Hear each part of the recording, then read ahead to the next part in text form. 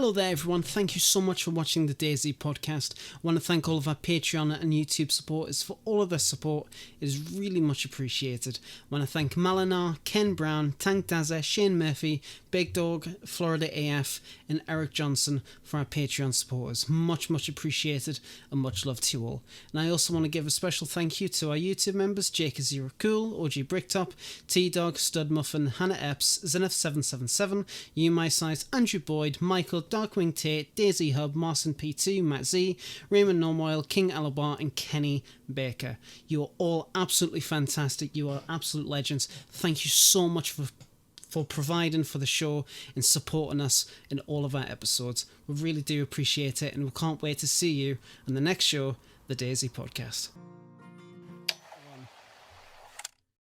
Hello there, everyone. Lad here, Dump, Lemons, Face Reveal, and our good friend Cobra for episode 120 of the DayZ podcast. How is everyone this week? I'm pretty good. Good lad. Good lad. Yeah, all good this end. Fantastic. Good stuff. We've got Lemons here for a very short period of time. He's going to be a bit Look, busy. everybody, he has a face! Right, that's it. Right. He hasn't anymore. Yep. Man, he's flooded. Yep. Man, this guy's wet. I'm never saying that ever again. But yes, episode 120 of the DayZ podcast.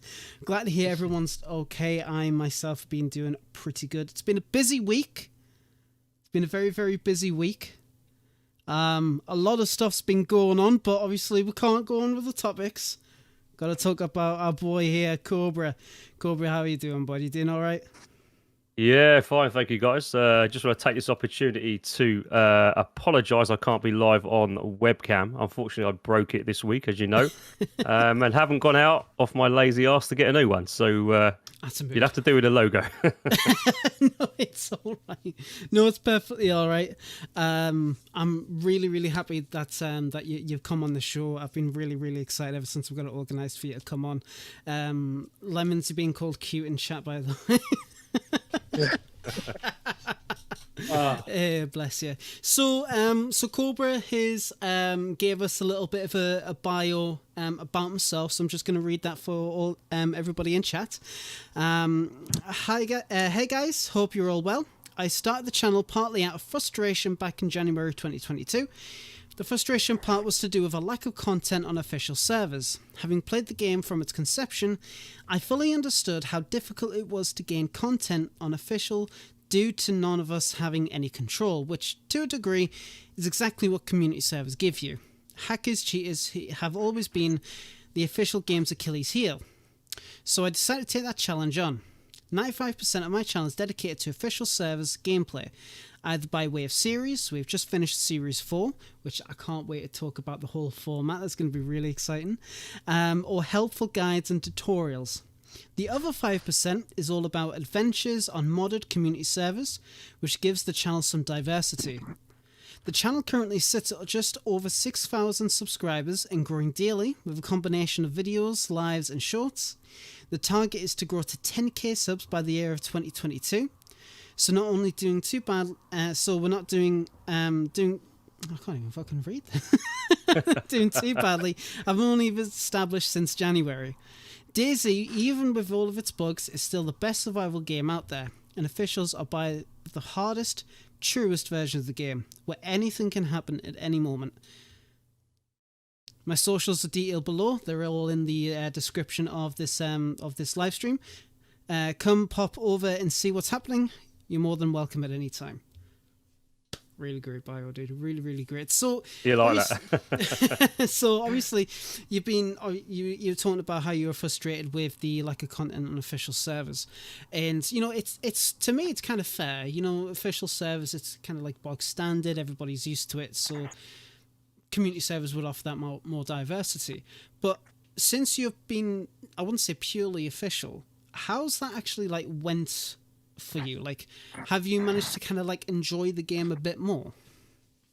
Well, I mean, to start with, what I wanted to see when I first kind of really took the game a little bit more seriously a couple of years ago. I wanted to see some great film footage on official servers, and I kind of asked myself that question, right? Why is nobody really doing that? But of course, previous to that, like the old Frankie on PC days, people were. But then came the big issues, and I kind of understood that. But it gave me that gap in the market to turn around and say, do you know what? We've got to do something here. And I had a lot of people comment on the first few videos saying, look, great, no one's really doing proper content on official. So it's been going well. I've really enjoyed it. And I thought, how can I get across on a brand new growing channel? So I've done some YouTube before, but I won't go into that. But this is a brand new channel. And I thought, you know what? Let's try and grow this from the ground with just myself this time. And let's try and be true to what we're finally sticking with. So the official mainly. But yeah, no, it's been going well. I think I had to come up with some ideas. Tutorials, everyone kind of does those. Wobo's obviously the god at all of that, which is brilliant. But I still thought that there was something missing. And hence, that was where the series started to grow, to be fair. So yeah, we're on season 5 is just about to come out with its first episode. And it's been going quite well. It's going quite well. So, obviously, the unique part of your content is how you've kind of split videos into series and episodes. So, obviously, you're talking about a little bit of a cinematic style with your content. Is that kind of like one of your first steps to doing that? Like, what's your thought process? Because not many people actually do that at all. Well, I'll tell you what exactly got me motivated in this regard. So I did, as I think all of us have done at various times, gone, okay, right, who are the top DayZ YouTubers out there at the moment producing quality content? And I personally would put them in a category, the top tier I'm talking about, of around about 5 or 6. And then I would put another category of very, very good content, but not just quite at that type of audience level or maybe quality. And I would put a lot of people in that. So I looked at, right, let's just get raw footage. So that's the first step. And I was like, okay, well, we can do this quite easily. But then I was thinking, okay, well, look, raw footages are good. And I was getting some good hits. I was hitting about 20, 30, 40,000, with those type of hits. And then I thought, well, okay, how do we grow a little bit? And I took a bit of a leap of faith, and it did affect the channel a little bit because I did do a little bit of modded. And I thought, well, look, I'm not going to be able to compete on the modded with JLK and those kind of well-established people from scratch. So let's try and put some of those cinematics that they're doing on official. Now that, believe it or not, was really, really difficult to begin with. I can imagine. Yeah, absolutely. Yeah. So in the end, I kind of went to the dark side a little bit and said, okay, well, look, let's rent a Nitro server. And let's do cinematics on that. So I've got a couple of people that work on that with me. So I generally do it all. But if I need a couple of stooges, then I've got my founding members on my Discord that I use, and they come in and do a little bit. So it's all good. It's all good. I love it. But I'm slowly getting there. Stooges. They're very good, actually. They're very good. They're very good. But no, it's definitely something that I think you need. If you want good content, I think you need to have it all. You need to have those steps. You need to have cinematics. You need to have a good storyline. But you need the footage as well, i.e. the PvP, the base raiding, the finding loot. You need that. And that, as you know, is bloody difficult on official. Oh, yes. Oh, yes. But and that's not even talking about hackers and stuff. So no, that's just... Oh dear, yes, but it's really awesome that you have actually took the initiative. You're making videos. You're making essentially like a story series based on official content. Because you are right, not many people strive to really do that. The only person that I really know that kind of does like the vanilla content is Archie. Are you familiar with him? Yes, yeah, I've seen a bit of his. I haven't seen all of it, but I've seen quite a bit of the work. I think he's very good. Yeah. Oh, absolutely. So it's really nice that, like you said, you're taking the initiative to kind of do that. And you're talking about the 5% where you talked about you've done a little bit of modded stuff. What's kind of like been the best scenario or best kind of like story you've gotten with the modded aspect, the modded side? Well, funny you should say that. So I've just I found a server recently in the last 3 or 4 weeks called The Traveller. Now, for those of you that may be listening, you got to check this out. All right, so I'm about to release a video in the next couple of weeks around this server. My last video was on this server, so this was modded, by the way, heavily modded, but it has so much cool stuff on there. For instance, I'm sure you guys are fully aware of the teleporting from map to the different map like Eden's, wherever else, that type of stuff. So they have that on there. So that's the first experience I've had with that. So the video that went out with that on recently, that is doing really well. That's only been out a few days, and that's hitting a good few thousand right now. Right. So I've really enjoyed that. Now they've just changed one of the maps as well. So I think they've got rid of Eden and they've brought in one of the new map. I forget what it's called now, but the new map, whatever it is it Alteria or something? I keep hearing a lot about that. That's made by the same person who done Deer Isle. I know that's in McLean. Progressively made up. So I'm excited about that. And so you've played on Alteria then? Well, I haven't played on it yet, but they've just added it. Right. So I think what I'm going to do is that's probably going to be my next step, my next video. I think in a couple of weeks' time. So we'll have an adventure on there. We'll put in all the cool stuff. Nice. That's going to be interesting. I'm looking forward to that. You got, please message us when that does come out, because I want to be sitting down. I want to be watching that. Absolutely. No problem. Nice. So you've done a lot of content on Official, and I can only assume that there's been a lot scrubbed out where you've just not covered at all. So what has been kind of like your best moment when it's come to your Official content that you've kind of maybe you left in, or you decided that's not really suitable for this video? Talk us through that a little bit. Well, let me start by saying that I think, and tell me what you guys think about this. So my view, having stuck to Official for a long time, the audience on YouTube for Official is nowhere near obviously as big as what it is for modded. Yes. And I think to be fair, modded has kept the game alive over a number of years due to the issues we've kind of mentioned. So growing that community has been very difficult. So I've had to be very careful about what I have put in those videos. So everyone wants that, that bit of action. They want that special moment, So what I've tended to do is create a load of cliffhangers. So if you watch the series, some of them, what will happen is at the end of a series, it will either be, end of an episode on every series, there will either be between episode 1, 2, 3 or 4, whatever it is, either I'm about to get into a fight and you see the first part of it before a shot's taken, or I'm about to hit a huge base or whatever the case may be, and something happens and I end it at that moment. So going back on, I have lots of moments, lots of very interesting moments that I would put up there with some of my best. I think the biggest breakthrough, and some of you may not like this, but I'm going to say it, all right? So okay. My biggest breakthrough, I think, is not even hit yet, because I've just done a couple of videos to kind of get a lot of the new players that are joining DayZ now, get them a bit of a head start. And I've done this for a reason, but I'm not going to give you the reason until I finish saying it, all right? So I've talked about river dredging. Now, that seems quite basic, quite simple. But there's one river in particular on Chernarus maps, just on the west side, that goes pretty much all the way up to Sinnerstock from the coast. Yes. Now, everyone knows where this is, and it does take about an hour and a half in real time to do it. But if you dredge that river continually all the way up, I've shown on those videos the amount of gear you will find. Now, there's a reason for that, and that's because of the base building issues with DayZ officials.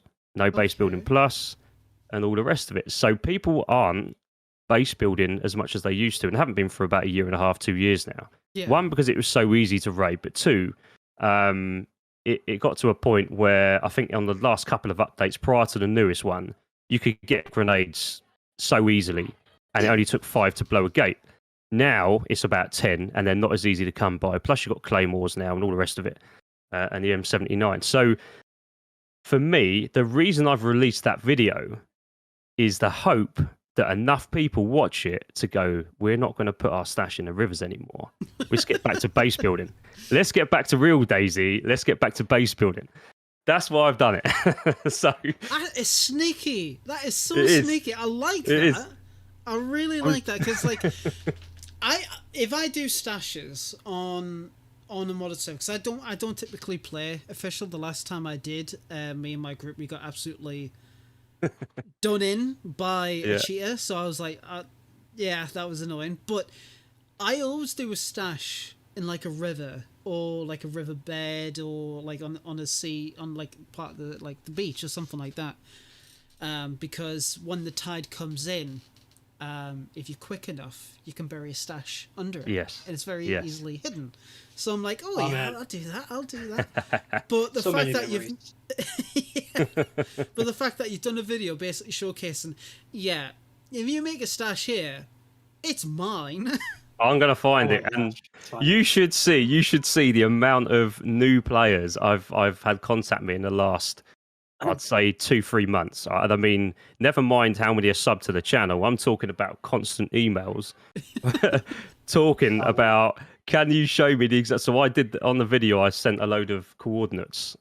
You have to work for it. I'm not going to give it all away, Yeah. but you have to work a little bit. But so the idea was, and I'm sure you guys have seen the trend over the years. So you've gone from unofficial, that is, big bases, big groups, to solo players, to going, right, we're going to go dig sites. Right. Dig sites, then to crates, because they last longer now. You can just put a crate down, obviously, and it lasts a lot longer. So they don't bury them anymore. They put crates. And the latest trend is the rivers. Now, the rivers have been going on for since day one. But so many people are going, there's no other way to try and keep our gear safe but put it in a river. Now, what they don't bloody know is that I've dredged the depths of all those rivers. These rivers are all mine. rivers. I love how you use the correct term for finding things in a river. It's so awesome. He's 'Cause an I've done gold experienced dredging. fellow. Yes, Yeah, yes. 'cause I've done dredging in my lifetime for gold, like real gold. And that's totally what you do. You pretty much move up and down the river Yeah, with this machine. Yeah. But unfortunately, it's just me opening my infantry every 2 seconds. So, Oh, man. I used to actually put sea chests and protector cases. So if you go just east of Kometz and there's a gas station that goes around this bend before it goes to the yes, military. Yeah. I'm not sure how many people know, so pretty sure a lot. But that entire basin is about chest deep. yes. It doesn't make you swim. And you can bury anything you want in Anything. there. And it's pretty difficult to find because it comes up so high that the water, it's hard to see through unless Yeah. you just zoom. Yeah. But yeah, I would have to be worried about you apparently. Well, this is the thing. This is the thing. I mean, I know that to a lot of people, they'll be saying, you have just taken away, you've destroyed my way of keeping loot safe. But, guys, what I'm saying, what I'm saying is, guys, is that I do hear that the devs are going to be, again, tweaking. I'm told, I'm not sure how reliable, but I'm told not only the vehicle's going to get an uplift, but after that, I think they're going back to, the rumor is, sorting out base building on official again, a little bit more of an upgrade. And if that's the case, then happy days, because now it's difficult to get through a gate. It is difficult now. So I will say that they have mentioned in the past couple live streams that they are not focusing on base building for quite a while. yeah. Or it's not planned. So I'm not sure if people should be looking forward to that after this update, but it's definitely a possibility. I think the biggest problem is you want, like you can on modded servers, base building plus and all the rest of it, you can have everything snapping together, no gaps, blah blah blah. You're not, unless you are meticulous, and I mean hours, spending hours, that bloody icon trying to get the fences right perfect. You can never. There's always a gap somewhere in that fence. So I think really that and the vehicles, that is harming a little bit the official base building. But I still have hope, and I think by making Even it if they gave, harder. even if they gave vanilla people a better hologram for when it comes to placing, like even Yes. if it's just the Yes. 2 logs Yes. that you built the first stage, I think that would improve people's base building so much better because those 2 little posts with the sticks sticking up through them with a rope between them, it's very for lack of a better word, deceptive. Mm. Hmm. Yeah, I agree. Yeah, I've kind of found that a little bit myself. Yeah, absolutely. Because you're all like, I placed it perfectly, then you build it and you're all like, oh my god, there's a gap.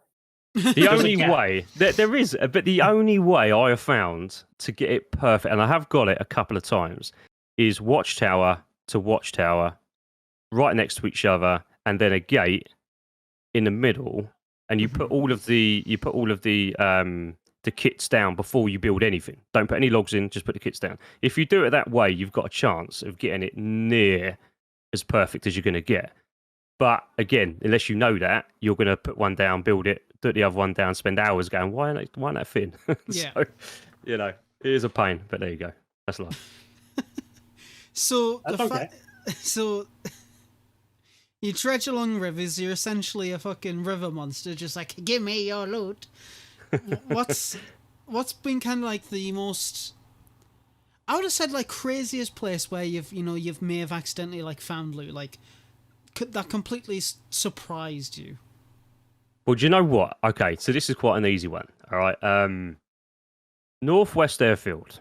Most sensible people will say there is no way I'm going to build a base because it's going to last all of 5 minutes in Northwest Airfield. Yeah. However, we tested this. So, we decided, a few friends of mine over on the Discord, we decided to find the remotest location just to see, one, if dig sites would be found quite quickly, and two, if there is any way we could kind of have a little bit of a hidden type base as much as you can in Northwest Airfield. And do you know what? Dig sites, left-hand side of Northwest Airfield, there's the broken down by the plane at the top end. Yeah. Halfway between that, there's the broken down houses on the left, or there's one broken down house on the left. Dig sites there. Dig sites there. I've had them on there on a live official servers last for 6 months. Wow. Yeah, believe it. I couldn't believe it. So now everyone knows where it is. Go, guys! Absolutely. There you go. What official service do you play on? All of them. Oh, 6 months. No, 6 months. That's impressive. No it is. Way. I think that is the. You wouldn't believe it, would you? You wouldn't believe it. But that I did a series around building in plain sight, the next evolution of DayZ base building, and the easiest way of putting it, if you build something in plain view, in plain sight, people run by it. In the most obvious places, they have run by my stuff many, many times, and I've had stuff just stayed. Like, one of the biggest examples I can give you was Trishina Dam, west side of the map. Now, everybody who knows anything about DayZ will know that you can build a second tier watchtower or a simple fence underneath in the little holes, the 3 holes, the 3 gaps. Yeah. Right. So you wouldn't think that'd last long.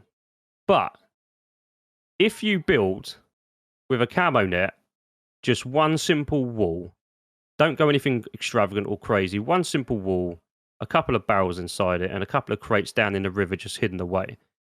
I've had one of those last for about 4 months on a full pop official server. Wow. Full pop. I mean, raiding that kind of base really exposes you to be attacked anyway. So absolutely. Knowing how vanilla works, that's a lot of noise, and you're exposed. There is no cover. There's no trees, no nothing. You're just exposed. People are probably thinking it's a bloody trap base. Yeah, right. They're all like, "This is a gag. I'm gonna die." I don't think I could get away with it now, to be fair, because since that video went out, it must have been about 8 months ago now. Every time I've tried to slap something down around there, it's gone within 5 seconds. But at the time, that lasted 5 months. I couldn't believe it. Question for you: how many times do you find stashes through fields when you're looking? Open fields? Yeah. See, this is a great question. I've got a great example for you as well. Okay. Not often. I would say in all my time playing DayZ, in an open field, I would say probably four stashes in all those years. So what I used to do, and you tell me if you actually think this is smart. I used to find a field near town, and I would take my compass and I would go to something that I would remember. I would point a direction, and you know how the metal compasses have the numbers between the north, south, and stuff. I would then point that direction, count how many steps I went, stop, go another direction, and I would bury my stashes. I used to do this because I was a player trader. Based off what you said, that actually still sounds like some of the best methods out there.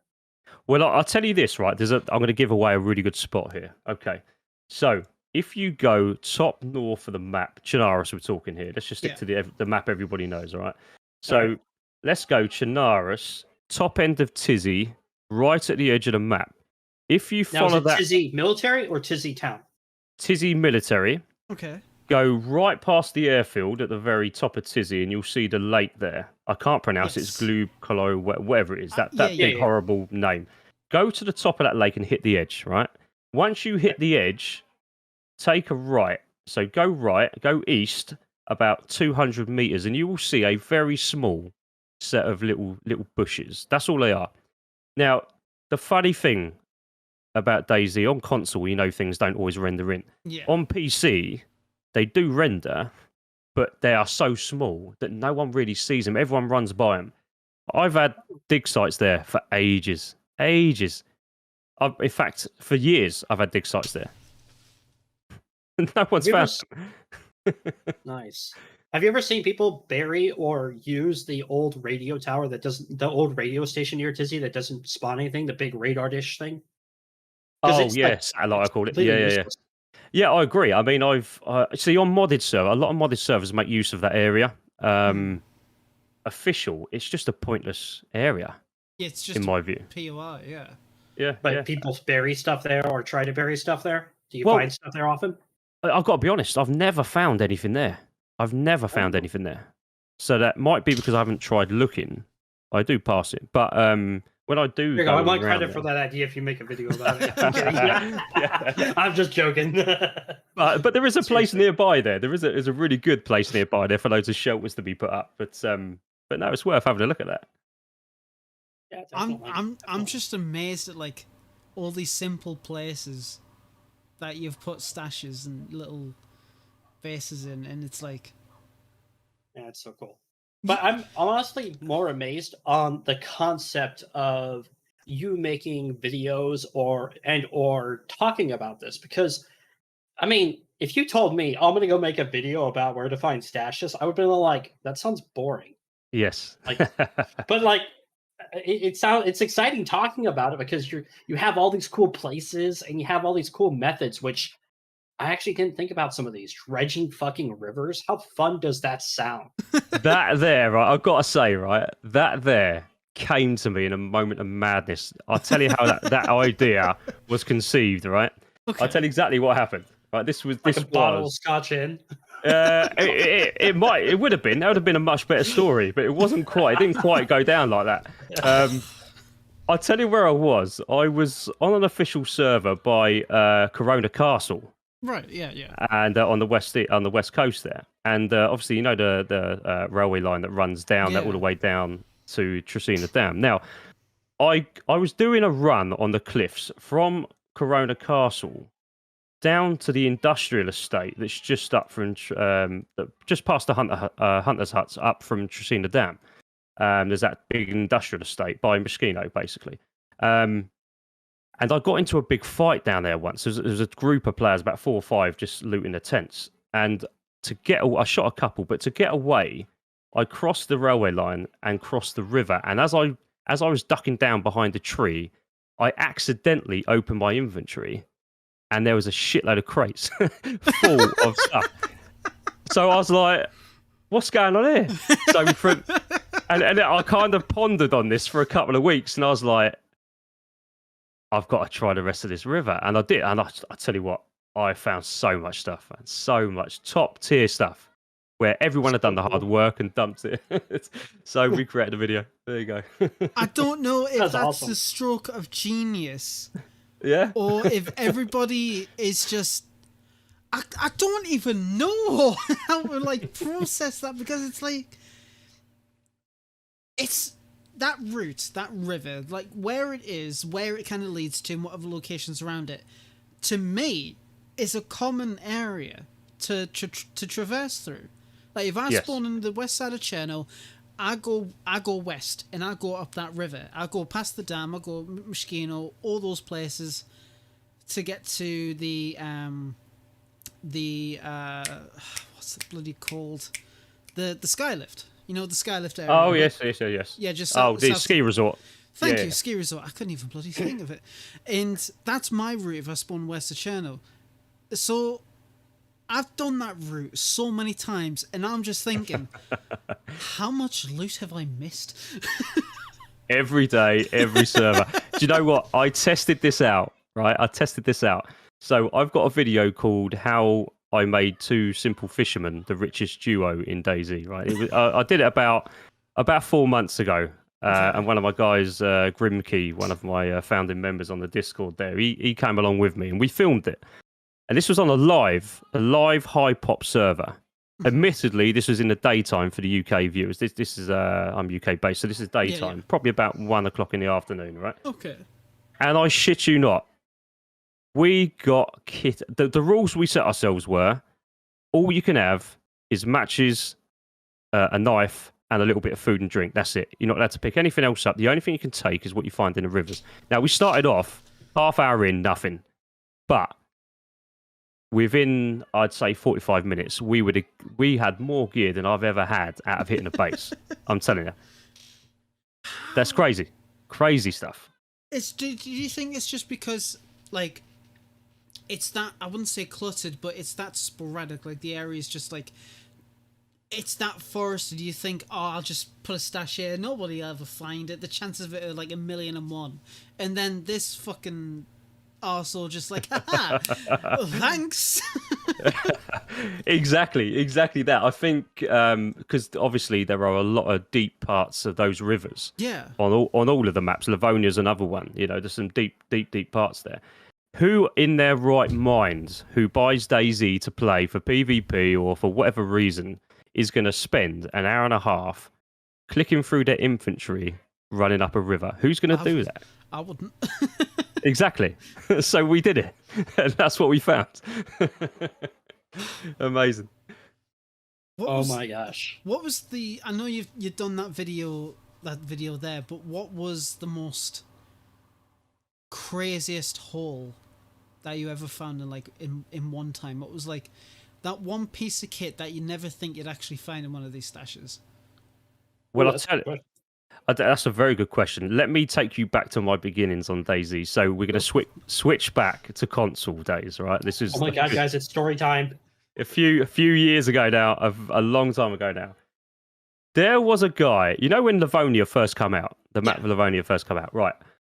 I had never played Livonia. This was my first time playing Livonia, and I was on PS. I think it was a PS4. I think it was that old, right? When PS4 was new, right? And I was up at the prison just past Gleninska, just south of Gleninska on the prison. And I bumped into a guy in the prison at the well, and I thought, okay, I'm going to die here. He was fully kitted. I was a freshie. And he said, we got talking. And he basically said, look, I'm going to build a base here, but I've got a bit of a secret. And at this point, I was like, I've never used all these alt accounts on consoles. I know a lot of people do, right, to store gear and stuff, right? This guy said to me, hold on a minute, I'm going to log out. So he logged out, and he then logged back in with a completely different character, and he was kitted. I said to him, what's going on here then? I knew what he'd done, but I wanted him to tell me, right? Yeah. He said, follow me. So we went outside the prison, and in one of the open fields, believe it or not, their dump, in an open field, just south of that prison, right? He had this massive patch that looked like just mud, because that's how many dig sites he'd had, right? And he was like, dig here. And I was like, that's a dig site. He said, yeah. He said, the whole thing's a dig site. It basically duped everything in the game. And I sat there, he proper ruined it for me. But that is still, and I know that's cheating in a way. Yeah. For him, it's definitely cheating. But that there is by far the biggest loser stash I've ever found. Now, if you're going back to, let's do it officially. Yes. Let's have a look at official stuff. I think I was gobsmacked at that, by the way. I was like, Jesus, why would you need all that shit? But secondly, it must have taken him a week to do that. But anyway, so back onto official. My biggest stash I ever found was on Deer Isle, believe it or not. I say official. Are we going to allow modded in, or just want official? We'll allow modded, definitely. You're going to allow modded. All right, Deer Isle then. All right, so I was looking for a cave base up north, and I'd come across a church, and in that church, it looked like, this was quite recent, it looked like one crate. Inside that crate, they just dumped stacked on top of a crate, all right? So there was about 100, 200 crates, and I shit you not, every gun in the game was in that. You found the armory. Everything you could possibly want in that game, every bit of top tier loot, everything was in that. I couldn't believe it. I was like, Jesus Christ. One crate. It looked like one crate. So, but let's move it up to Livonia. So official on Livonia, I found loads of big stashes there. Normally out west near Zalisi Way. I come across a base. It was only a 2 watchtower build. So we broke in the main door, and there was there must have been about 20 barrels. 20 barrels there at least. There was bloody crates everywhere, ghillie suits everywhere, plate carriers everywhere. Every gun you can think of, even VSDs, LARs, a lot. Everything was in there. So that will probably be the biggest official find I've ever found. Crazy stuff. Wow. Very interesting. So besides, oh my bad. I was just about to say, so it is Wrath. Speaking about consoles, I was just about to ask, so you said you came from console. What made you make the trip to PC? Well, that's again another interesting one. So I originally purchased DayZ on the console, right? Because I just wanted to play the game. I just wanted to learn it on console a little bit, play the game. And then I thought, I'm watching some of these YouTube videos, and I thought, you know what? I ain't going to be able to do that on console. There's no way I'm doing that at that quality on console. So, I mean, I've been on PC now for quite a few years. So, I got to say, nothing wrong with console. I still play it on PS5 every now and then. But for me, it's all about the PC. Completely different level. Completely different level. Oh, yeah. Another one converted to the cause. Not that there's anything wrong with console. No, absolutely. Absolutely. I got to be honest. Yeah, right. Yeah, there's nothing wrong with console. No, I'm just kidding.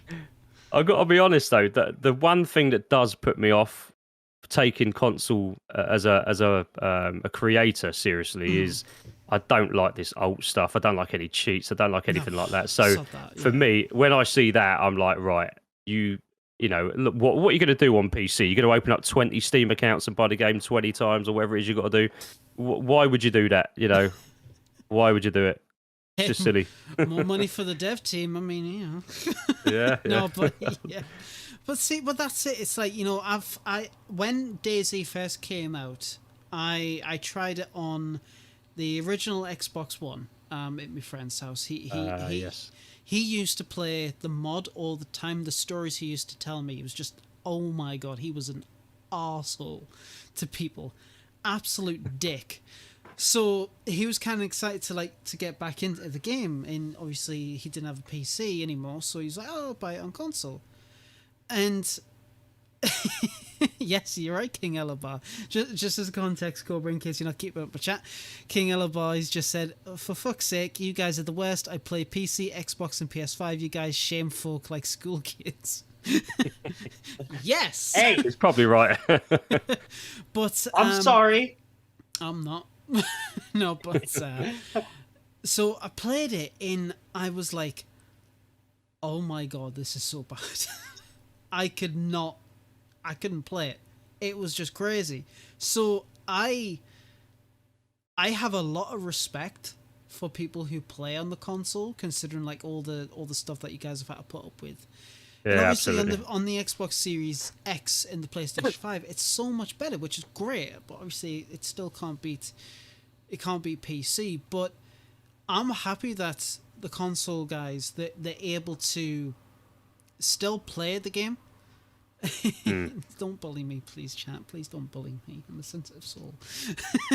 And it is really, really cool. But it's nice to see people who play console or who try PC out and they're like, you know what, PC is better. But they still have the love for the console. They don't just leave it behind. Like, you know, you said you still play it on PS5. So, which is great. So when you want like a more casual experience, do you just whip up the PS5 and you like just sit there and you just like, I'll just chill for a bit? Yeah, I mean, I've got a lot of friends on who follow the channel on the console, so I like to sometimes just go back to those roots, and I'll turn up for I don't know, a 3 or 4 hour session with whoever's on, and just have a little run about. I've got to be honest, the serious stuff has got I leave that to PC. Yeah, absolutely. For having fun. I think with the PS5 and the new Xbox, I think that's changed the game a lot. The lag's all very different now. You know, the game's a lot better, graphics are better. So I think that's great for the console players. But I think if we're all being honest, I think there's so much more you can do on PC that you just can't achieve on console. Well, but it's not yet. I mean, yeah, absolutely. I think it will come. Yeah. And that's the thing. There's something that I've learned on my time running, being a guest host and co-host, and now running the show, is you hear a lot of stuff that the console guys come up with, different ideas and different ways to do stuff. Like quite some time ago, we had people creating snow on console using the hologram of the garden plots.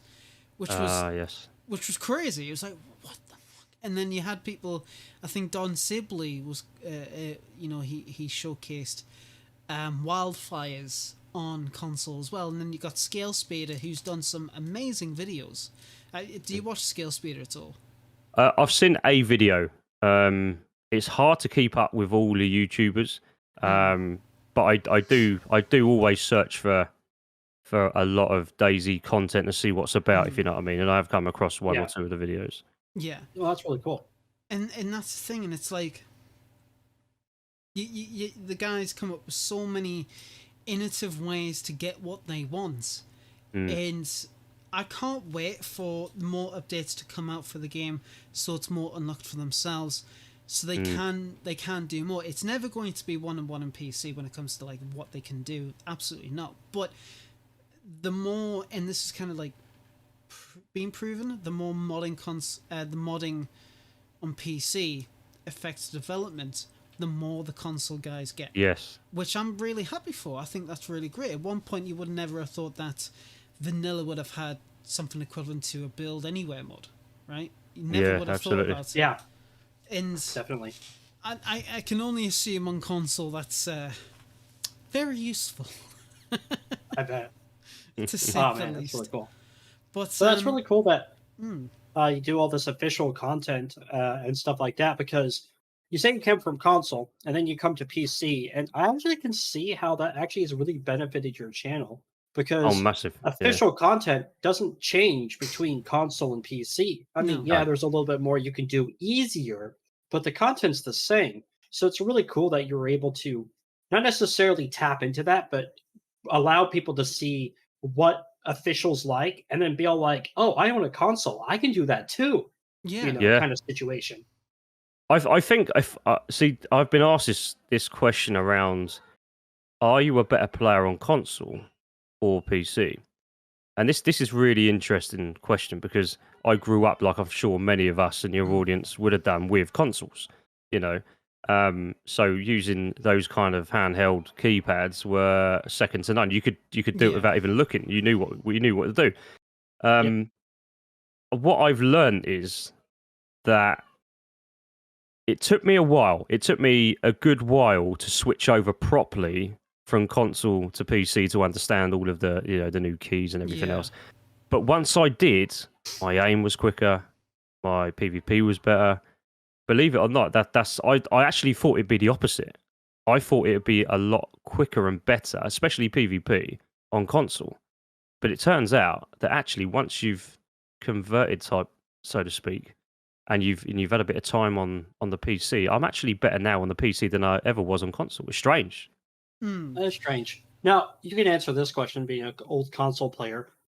I've heard mixed reports on this. Does console actually allow even a small bit of aim assist? Because I've heard people say that it exists on console, and I've heard other people say it doesn't really happen. Most console games have some form of aim assist for console. I think the fairest I can be is possibly. It's mostly on infected only, not on players. I know that much. That's at least what I've heard. But I've not had too much experience. So I can't give you a definitive, unfortunately. I don't think we do. No. Okay. Well, that's interesting to know. Yeah, if more people in chat who are like from the console side, if you could let us know, that would be great, because I've heard conflicting stuff about it being like, not for PvP but for like PvE, for like the infected and whatever else. Yes, there is aim assist, but they could have done away with that ages ago, and I would have been like, I don't know. But I mean, that is what it is. I mean, I don't think. I mean, I'm trying to think back now. I don't think. Did Wobo cover something along these lines at some point? I don't think I've ever experienced any kind of aim assist. Really, I don't think I have. Somebody is saying that it does, but it hinders you, and you're better if you actually turn it off. But that's one person. Then we have another person saying that it doesn't. It's not on there. Yeah, I don't think it is. I didn't think it was, to be honest. I don't think it is. Well, that's interesting. No. Maybe and it that just work. goes. Yeah. That just goes to your point of you actually still feel you're a better aim on PC than you were on console, which that's why I was asking that question. Yeah. I do generally believe that. I wasn't as good as I am now. And maybe that's because of experience, I'm not sure. Yeah. But or just guessing the scenarios a bit better because I've had lots of time experience on there. I'm not sure. But and that's it. So, what, obviously including your console time, what was your first patch? Oh, that's a bloody question, that is. Do you know what? I don't even know, mate. It was ages ago. I don't even know. What I do know. Let's establish a timeline. Did you play DayZ before it was on console, or did you only when it came to console? So I played before console on my friend's stuff. Right. So, but it was never mine at the time. So 0.6 okay. But then I had a big gap between, and then when I bought it on PlayStation 4, that was a few years ago now. Remember the year? No. Was it the first year that PlayStation 4 came out? It might have been. No. PlayStation 4 had been out for a while. A long while. I mean, DayZ... 2018 is about when they first put... Oh, is that what it was? Oh, Christ knows then. I don't know. No. Well before now. Christ knows. I can remember. He's been here since 1.0, folks. Let's just go with that. It's okay. I don't even know. He's been here since the technical start. He doesn't know our pain struggles. I used to play Armour, if that's any help. That'll work. That'll work. No. I think that'll work. That's all right. I still. Their vehicles worked. I don't know if that's the same. Yeah. Oh my god. My first patch was 0.59 alpha, I believe. Oh mate, that patch was... I love that patch, and then obviously the game kept just getting better and better and better. But do you feel like your entire time where you've come from PC, from console to PC, do you feel like the game has actually do you feel like the game has progressed in a good direction? Obviously, just speaking purely official. I think we'll put it this way. I was a bit concerned, having put a lot of time and effort into DayZ when I heard a few years ago that they were not going to invest any more money, the devs in DayZ, and then that changed a little bit, didn't it? So I've seen significant changes in my time over the years playing DayZ, and I think, funny enough, I was watching the alien gun that Frankie on PC found years ago. I think it's 2010 or something, 2011 or something, maybe 2012. And if you look back then to what DayZ was, and I only watched this last night again because it was a great video from years ago. And you look back now and you think, I remember playing those days. I remember playing it when it was like that. How much further forward does that come in those days? You know, there's still work to do, but I think it's great. I still think it's the best survival game out there, without a doubt. It's definitely up there. Absolutely. Yeah. DayZ, it holds a special place in my heart not because it's the perfect or best game, yes, but because absolutely. it's such an interesting development, an interesting story behind it. And to me, it gets better every update. I mean, they do introduce some things which is very, like, interesting. Let's just put it that way. And me and Dump we've had many a discussion about certain features being added or taken away and stuff like that. We could, like, do an entire, like, show just on that topic alone, pretty much. Oh my god, that's gonna be our 24-hour stream. No, it's fucking not. No. Shut up. Okay. Naughty boy. But it's... Cobra, I'm just going to say this now. Whatever you do, never, ever, ever, ever, never, ever do a 24-hour stream. Oh, Christ, no. I wouldn't survive that. No, I nearly didn't. I nearly didn't. Absolutely not. So, where do you... Obviously, with 1.19 just right round the corner, coming out on the 22nd. Yeah. Looking forward to it. What are you kind of hoping that the game starts to, like, lead into, like, the direction? Do you feel like it's going in a good way? Just, again, purely just talking about official. I'm glad that they're finally going to do something with the vehicles. That's the first thing. Mm-hmm. I think now they've got that because, all right, everybody loves the game and understands the game has these issues. But they do love the game for those issues because it's just bloody funny, isn't it? When a car just smashes you out of nowhere in the sky, you know, this crazy shit. But now they've got that kind of being addressed finally. So that means on modded, the helis and that will be a little bit better as well, and all the other vehicles. I do still think, though, the direction has got to be... You've got... For me, it's quite simple. What does people want out of a survival game? And I think it's got every element it needs, bar, I'm going back to it, the base building setup. Because I tell you now, one of the biggest complaint I've heard especially from viewers on my channel, is 80%, I would say, is about base building.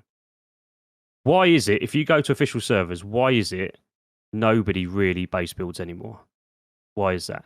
And that's because it's so easy to get into a base. So you could be raided within the first day, every day. On official, that's all that happens. Probably within the first 3 hours. And I think the direction I see it going in, honestly, if they want that big audience, and do you know what? I saw a poll I think it was about a month and a half ago. DayZ got to a point about 2 months ago, maybe, where it reached the highest it had been for a long, long time with new players coming on the market. Now, that to me is brilliant. It's great because if we can get all of those new people coming in and starting to fall in love with the game, what we don't want to do is lose them because they're now saying, "Oh, we work all hard. You know, we work really hard. We get all this loot, but we cannot keep any of it safe. I lose my LAR within 5 seconds." So I think the update they've made regarding making base raiding a little bit more difficult is definitely the right way to go. The cars, definitely the right way to go. But there's still work to be done on that base building front. That's how I see it. And I think that's the key to keeping a big population there. I think that is the key. So yeah, it is. What, I mean, how do I formulate this question? So Dump here, you know, he's made the building fortifications mod, which allows you to essentially fortify a building with different parts, you know, adding doors and barricades to like the actual windows. would you actually like to see something like that added to vanilla base building, or do you feel like with the way that it is, that itself could be improved? That isn't just health buffs. Like, what would you ideally like to see when it comes to vanilla base building? I personally, and I think there would be quite an audience that may agree with me here. I think the more realistic we get to real world kind of footage, shall we say, what may happen in an apocalypse, you are going to have chaos. You're going to have barbed wire barricades. You're going to have crazy shit in-house windows. You know, you are going to have this stuff. So for me, on the stuff you're building there, Dump, for me, I'd love to see some of that in official. I'd also, it's the same with code locks. Code locks for me, there is this. I know it's maybe not popular, but there is this little bit around, you know, do you have digital code locks or not? I personally, a 4-dial code. Do you know, this is the basic facts of it. You put a 3-dial code, I can break that within 6.5 minutes. Every one of them. It doesn't matter what code you put on, I'll break it in 6 minutes. On a 4-dial code, it takes me the quickest I've done it, believe it or not, is 55 seconds. That was a guess, by the way. The longest I've been at that, but I've got a system in place for that. What I use in my head, I'll tell you about that if you want in a bit. But the longest it's taken is literally about, I think, probably about 45 minutes. Now that is a long time. That is a long time, but I don't know. I just think there's a couple of things that could be improved from the modded side. Mod servers have introduced a 5-dial, including one we might actually put together. Right. Now, a 5-dial, mathematically, if DayZ isn't, a skill system isn't still an official, which I believe it's not, it takes 0.5 seconds for you to go through one tick. With a 5-dial, it would take someone, I think it was the equivalent of like 3 hours to even go through all the possible combinations. I bet. Yeah. But would you be willing or wanting to see like a 5-dial combination lock instead of like a code lock? Because the code lock, while it's cool, that has, instead of the 5-dial, which is like, I think, well over 1 million combinations, the code lock itself, if they were to implement it, would probably allow special characters, capitals, and regular letters, which that becomes billions. It'd be easier just to use grenades to go through it, which I believe most people do anyway before they do combination locks. I personally, I think if you make bases difficult to get into, which they've started to try and do, the population comes back for base building. That's what I see. So I think if you get away with the 3 dials, what's the point? Everyone breaks them now. Everyone knows how to break them now, and they can be done in 6 minutes. I don't think I've seen a 3-dial in a Have you not seen them? Most people don't even pick them up because they're such trash. Absolutely. I refuse. There's a few things in this game I refuse to touch. If I'm a freshie in a gunfight, I'd rather fight with my fists than pick up a sporter, an IJ, or whatever. I just refuse to walk past. I don't pick them up. Ever. I don't pick them up. I'm sorry. I'm going to have to stop you there. You don't like the IJ? You don't like the sporter? I will not touch them. I will not touch them. Honestly, you watch them videos, I run past them and kill people with bare hands rather than using the sporter. I do it. Wow. Are you kidding me? You do know that any kind of headshot at a pretty close range killed, right? And I just don't like the guns. I just won't touch them. Wow. That's what I do. No, I'm not having that. Like, I'm not fucking having that. Like. Interview's over. Let me put this to the test, right? You know the I showed you earlier, lad, the little preview of the trailer for tomorrow night's release, right? What did I do in that first interaction? There you go. What did I killed them. They were geared. I killed them. With my bare hands, you know. So, well, I shot him a couple of times with the P1, but they didn't do anything. They bounced off him, you know. But no, there are a number of items in DayZ that I just will not pick up. I just won't touch them because I just think they're useless, and a 3-dial is one of them. Fair enough. Not on the sport. That's fine. I'm a big fan of the amphibian and the sporter. I just love them because they're there's commonplace and they're basic ammo that I can use. But Yeah. like they do suck if someone has a better weapon. Let's be honest. I would argue fists aren't better, but at the same time, it all depends on how you use it. Exactly. That's Exactly. it. That's you got it a when it better comes movement. to it, yeah.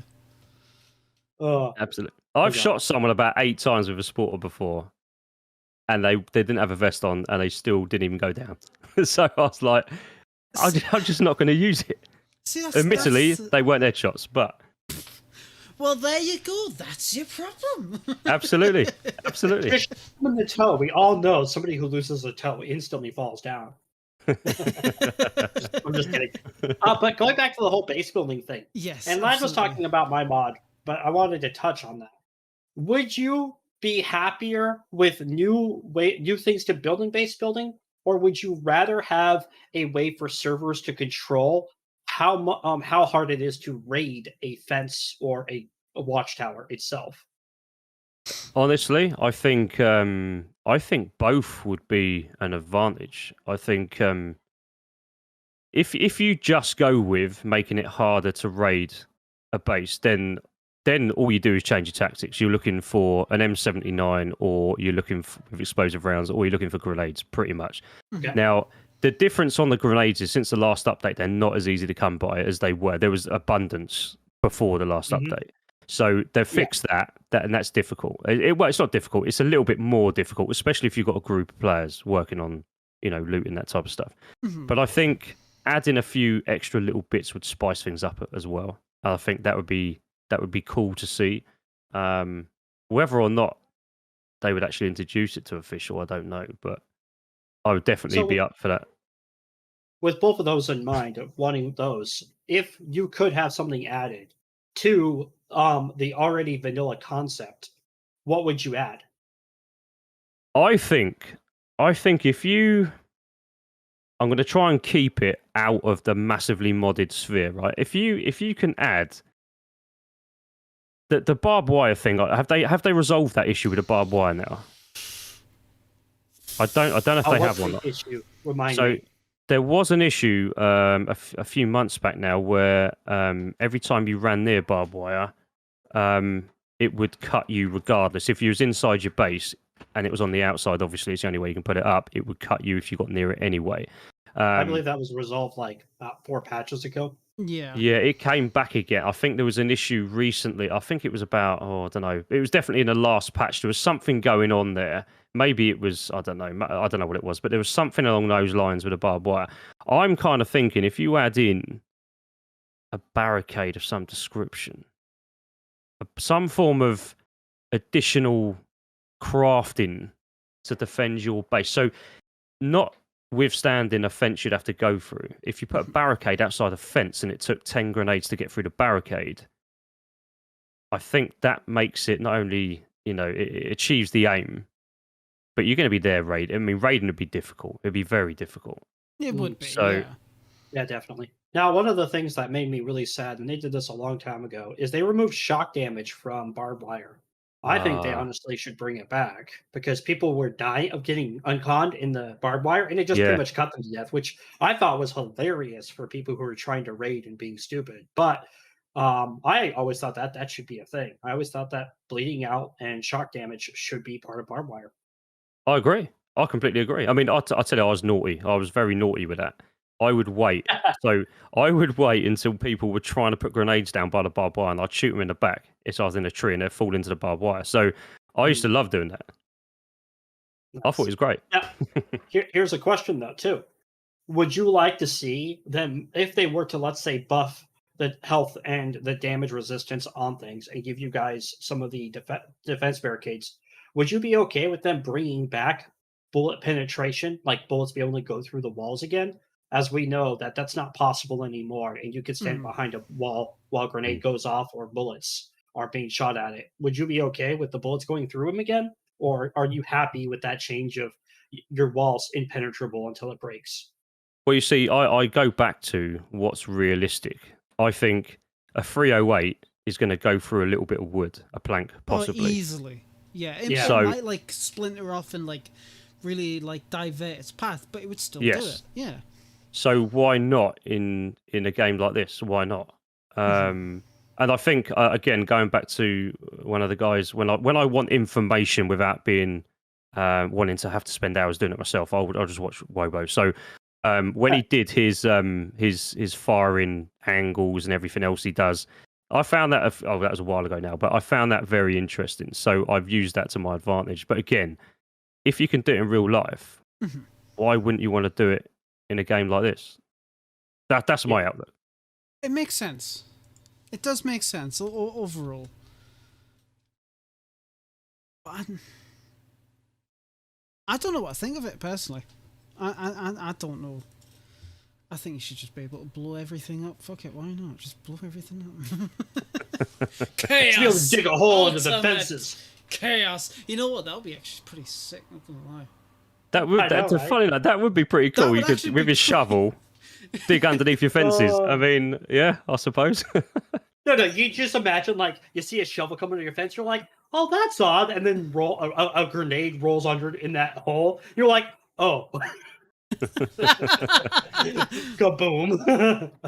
that does give us a couple of ideas, there, doesn't it? That's quite interesting. Actually, yeah. A little tunnel base or something. Jesus, yeah. French. Have you ever put one of the tripwires outside someone's gate and then tried to raid them, and then when they shot at you, you ran away, just watched them trip the wire? When they do you know what? Yeah, do you know what? I can't say I've actually done that exact tactic there, but I've done very, very similar. And I tell you what made me do it, and I wouldn't normally do this because I'm one of those guys. Respectful honor raid, I tend to go for. So once I've broken in, I cause the least amount of damage, and I don't popcorn everything. I just take what I want, and then I go. I leave everything else. Now, when I see people just absolutely destroying everything, it pisses me off. Yeah. So I then do what you've just said. That's the kind of shit I do then. I end up putting loads of landmines outside their base. I put bloody tripwires everywhere, all kinds of stuff. Oh, man, that'd be a fun video to see. Just like a montage of you doing this to people. Oh, I love it. I would actually love to watch that. Not gonna lie, seeing how many people actually get tricked by that.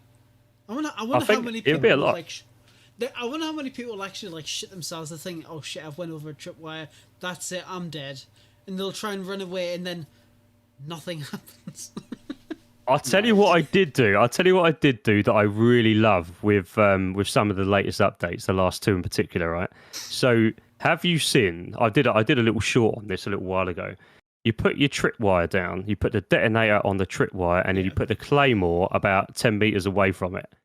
Now, I did that in Northwest Airfield. So when they open up the barrack door and hit the tripwire, straight away it activates the detonator that blows them up with a claymore from 10 meters. And they can't even see the claymore because it's that far away. So I love that. I had to do a video on that because I loved it. I thought it was brilliant. And I got live footage of that on official as well. That's awesome. That was fucking brilliant. Very awesome. There's a lot of creativity with the traps and stuff they added in recently. So I think it's really cool. And I think more of those kind of things, like one of the things I would have always loved to see in vanilla, not modded, just pure vanilla, is punchy sticks. Oh, okay. There's no punchy sticks for folks who don't know, including Lad, is you take a stick and you sharpen the tip of it and you stick it in the ground. When people run into it, it stabs them through the legs or breaks and a bunch of other issues. But they're kind of a one-time use situation. And I always thought it was kind of weird that in vanilla, the only way you can have a defense is barbed wire, and and barbed wire is cool, but how many of us realistically would run around looking for barbed wire instead of just sharpening sticks and putting them outside as a basic defense? Yeah. Well, do you know what? Saying that, on your barbed wire thing, I like your sticks. I've not actually come across or seen that, obviously, because it's not on there. But what I used to do, right, and this is a little bit naughty. So in a forest, right? So if I'm defending my base, I would build a load of temporary walls. So you just put the logs in, and I'd separate them around everywhere. So I built a fence kit, slap it down, put 2 logs in it, and then just attach lower half barbed wire. That's it. And I'd put them all around the bushy areas or the tree areas of a forest base. And you know how many people would get killed on that? Wow. All the time. All the time. They don't even see the barbed wire. They just see... Yeah, they just hit it all the time. And they don't even know they're bleeding. Yeah. And then they run back over it. They run back over it, and then they're bleeding about 3-4 times. I don't even have to shoot. What's going on? That is a current glitch, right? Where people don't make the sound when they're getting cut. Yeah. Yeah, unfortunate. No, Yeah. One of the things I used to do is I used to build. So you know how there are places you build and there's easy ways to get over walls, like clear signs. I used to build what was like a small, like really thin airlock, but it wouldn't be an airlock. It would just be barbed wire at the bottom of it, and it would be a space just big enough for them standing in the barbed wire. So they would fall in, and they couldn't get out faster than they bled. Yeah, absolutely. Yeah, I've seen that. I think the worst trap I've ever done was a trip mine with a remote detonator, a bear trap, and then just right round the corner was an IED with a flashbang and a gas grenade. So you proper gone for it. You proper gone for that, haven't you? You trip them up, they break their legs, they can't get around. The flashbang, so they're disorientated, so they struggle to get out of the gas cloud. And by that time, they're too slow and they'll just die. If they're with a group, they're going to have to wait a while to get to their friend's loot. And by that time, because they're so disorientated, we'll finish them off. So I have a question for you, lad. Yes, Sorry, I am a have to ask psychopath. Who hurt you? Who hurt you? Who hurt me? Oh, well. But yeah. But it is a very... It's a time-consuming way to set it up because you've got to make sure that you do it right. But it is so satisfying. It has only worked once. Oh man, that's awesome. I'll tell you what though, with some of that new stuff they brought in recently on the last couple of updates, especially the last one, I think there's somewhere in there's just the stupid amount of ways you can use those tripwires now, or those new claymores, or there. I even saw. Now I haven't tried. I was going to try this, but I couldn't on official servers. I couldn't find a way to do it. The exploding dig site. So you bury the IED, but it didn't give me, with a plastic explosive, the option. Once you put it in the IED, it's static. So you can't then dig it. So I was trying to work out, do you dig it, but then you can't place it? So I've seen it somewhere. I know there's a way of doing it, but I haven't figured it out yet. Did they remove that for being too overpowered? No. Or was that a mod? They might have done. I'm not sure. I've seen it somewhere on someone's video. Someone's got an exploding dig site, but you might be right. They might have removed it. But that is great. Who's not going to want to dig up a dig site? And then you've got a detonator. You got your detonator in your hand, so you're just going to pop it, aren't you, in a bush? So yeah. I'm just surprised nobody's modded in a bouncing Betty yet. Yeah, interesting. That'll be there you go, lad. Really... Fine, all right, okay. I suppose.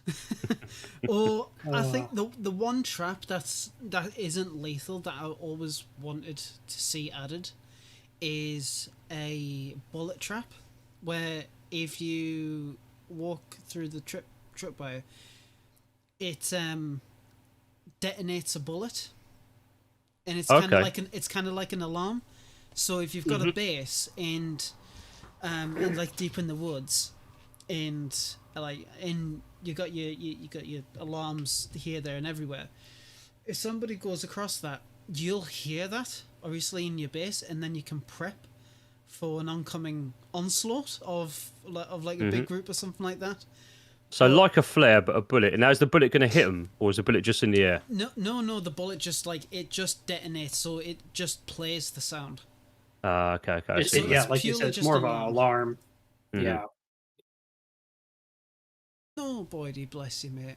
Boydie's telling has asked us to watch the Vigor trailer, so we may do that if we get time in the show.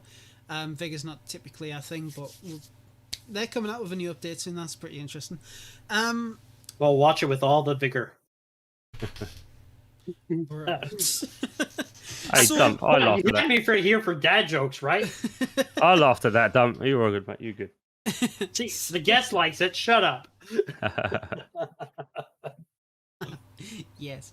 So, what is in the pipeline for you, Cobra? What have you got planned? What direction do you want to take your channel in? Obviously, you said you want to get 10k subs by the end of the year, and we've got 3 months left. What have you got going for you? So this is where I'm at a bit of a crossroads. So my kind of audience is pretty much 95% official, an official audience. So for me, the problem in growth terms here is that the audience on, as we all know, on modded is so much bigger than what it is for official, for obvious reasons. So for me to get out there a bit more, I've got to diversify a little bit more. So without losing my current viewers now, which I definitely do not want to do at all.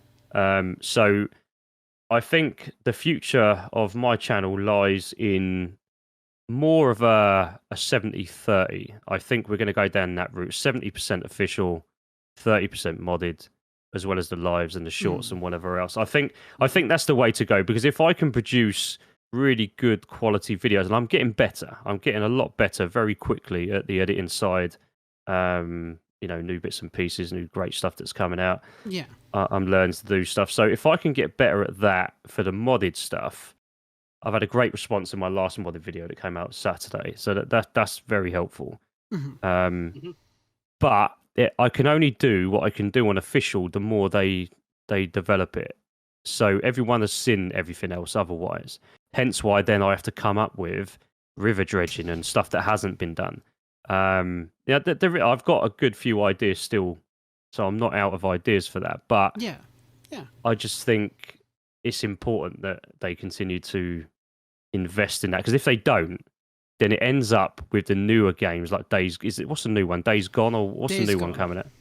So I mean, looking at things like that now, I think that has the potential to be really big. Is it Days Gone? No, sorry, the day before. The day before. There we The go. day before. Yeah, That's Yeah, it. sorry, yes. That's it. Days Gone was good though.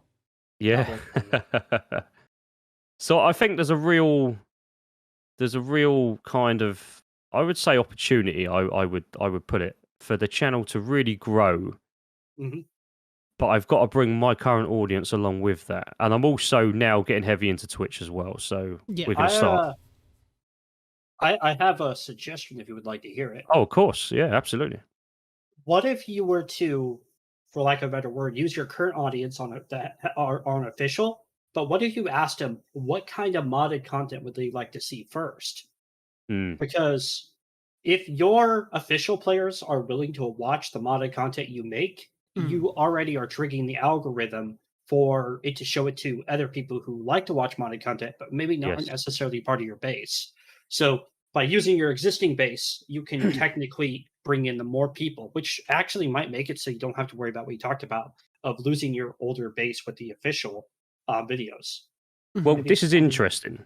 This is really interesting. I think it's a really great point. I'm glad you brought it up, because I use the polls on YouTube to my community, and those are cool. Overwhelmingly, though, so I get some interesting feedback. Overwhelmingly, though, the current audience would prefer to watch official. So we've gone out with that. So hence why I'm heavily 90 to 95% on official, and then the 5 to 10% is modded at the moment. Now, the way I see it is, as everything in life, if you communicate well, keep everyone updated, and they can see you trying to get out good content for them, even though it may change somewhat over the years that follow, I think as long as you do it the right way and you involve them, which is what I tend to do as often as I can, then I think that's how you keep your community.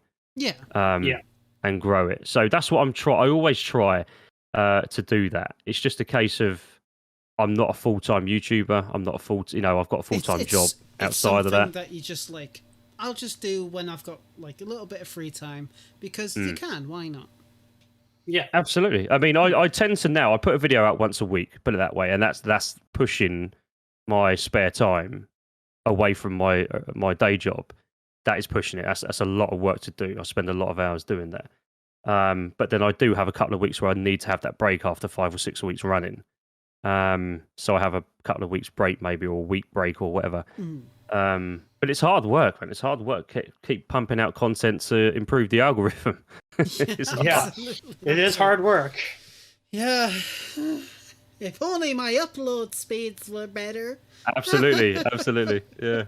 Yeah. A day sometimes. Man. Yeah. Crazy. But no, that's good. So you kind of already showed me the kind of like trailer intro to your latest video. Do you want to show that to chat? I'm quite happy to show that. I've just got to work out the technicality. So I did have a chat with Dump a minute ago, well, before the show, and said to him, well, look, should I send it over as a link? But because it's not live and it's on a file on my PC without downloading some other gear.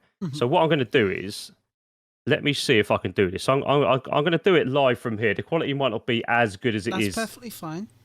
In real life. But let's just get this. Just do it the same way that you did when you showed me. Give me 2 seconds. Let me get this across. Expose your video to lad. Yeah. It's all about how you say things, folks. Yeah. So, absolutely. Right, I'm sharing screen. Okay. Now, just double check for me that you have got sound. Once you see that as soon as you get the blank screen, have you got the black screen? Just waiting for it to load. It's probably going to take a little bit of time. Reduce it to 30 FPS. Yeah, hold on. Let me go back to that a second. Hold on. Let me come away from that. Let's come off of that for a second. That's no problem at all. That to the share screen. Oh, I'm excited. I am excited for other people to see this because I was actually quite. There we go. Right. So just a quick test here. Let me know if you can hear it. Yes. Okay. Right. Do you see the Cobra sign there? Yeah. Okay. So here we go. This is the intro to the video that comes out tomorrow at 1900 hours UK time.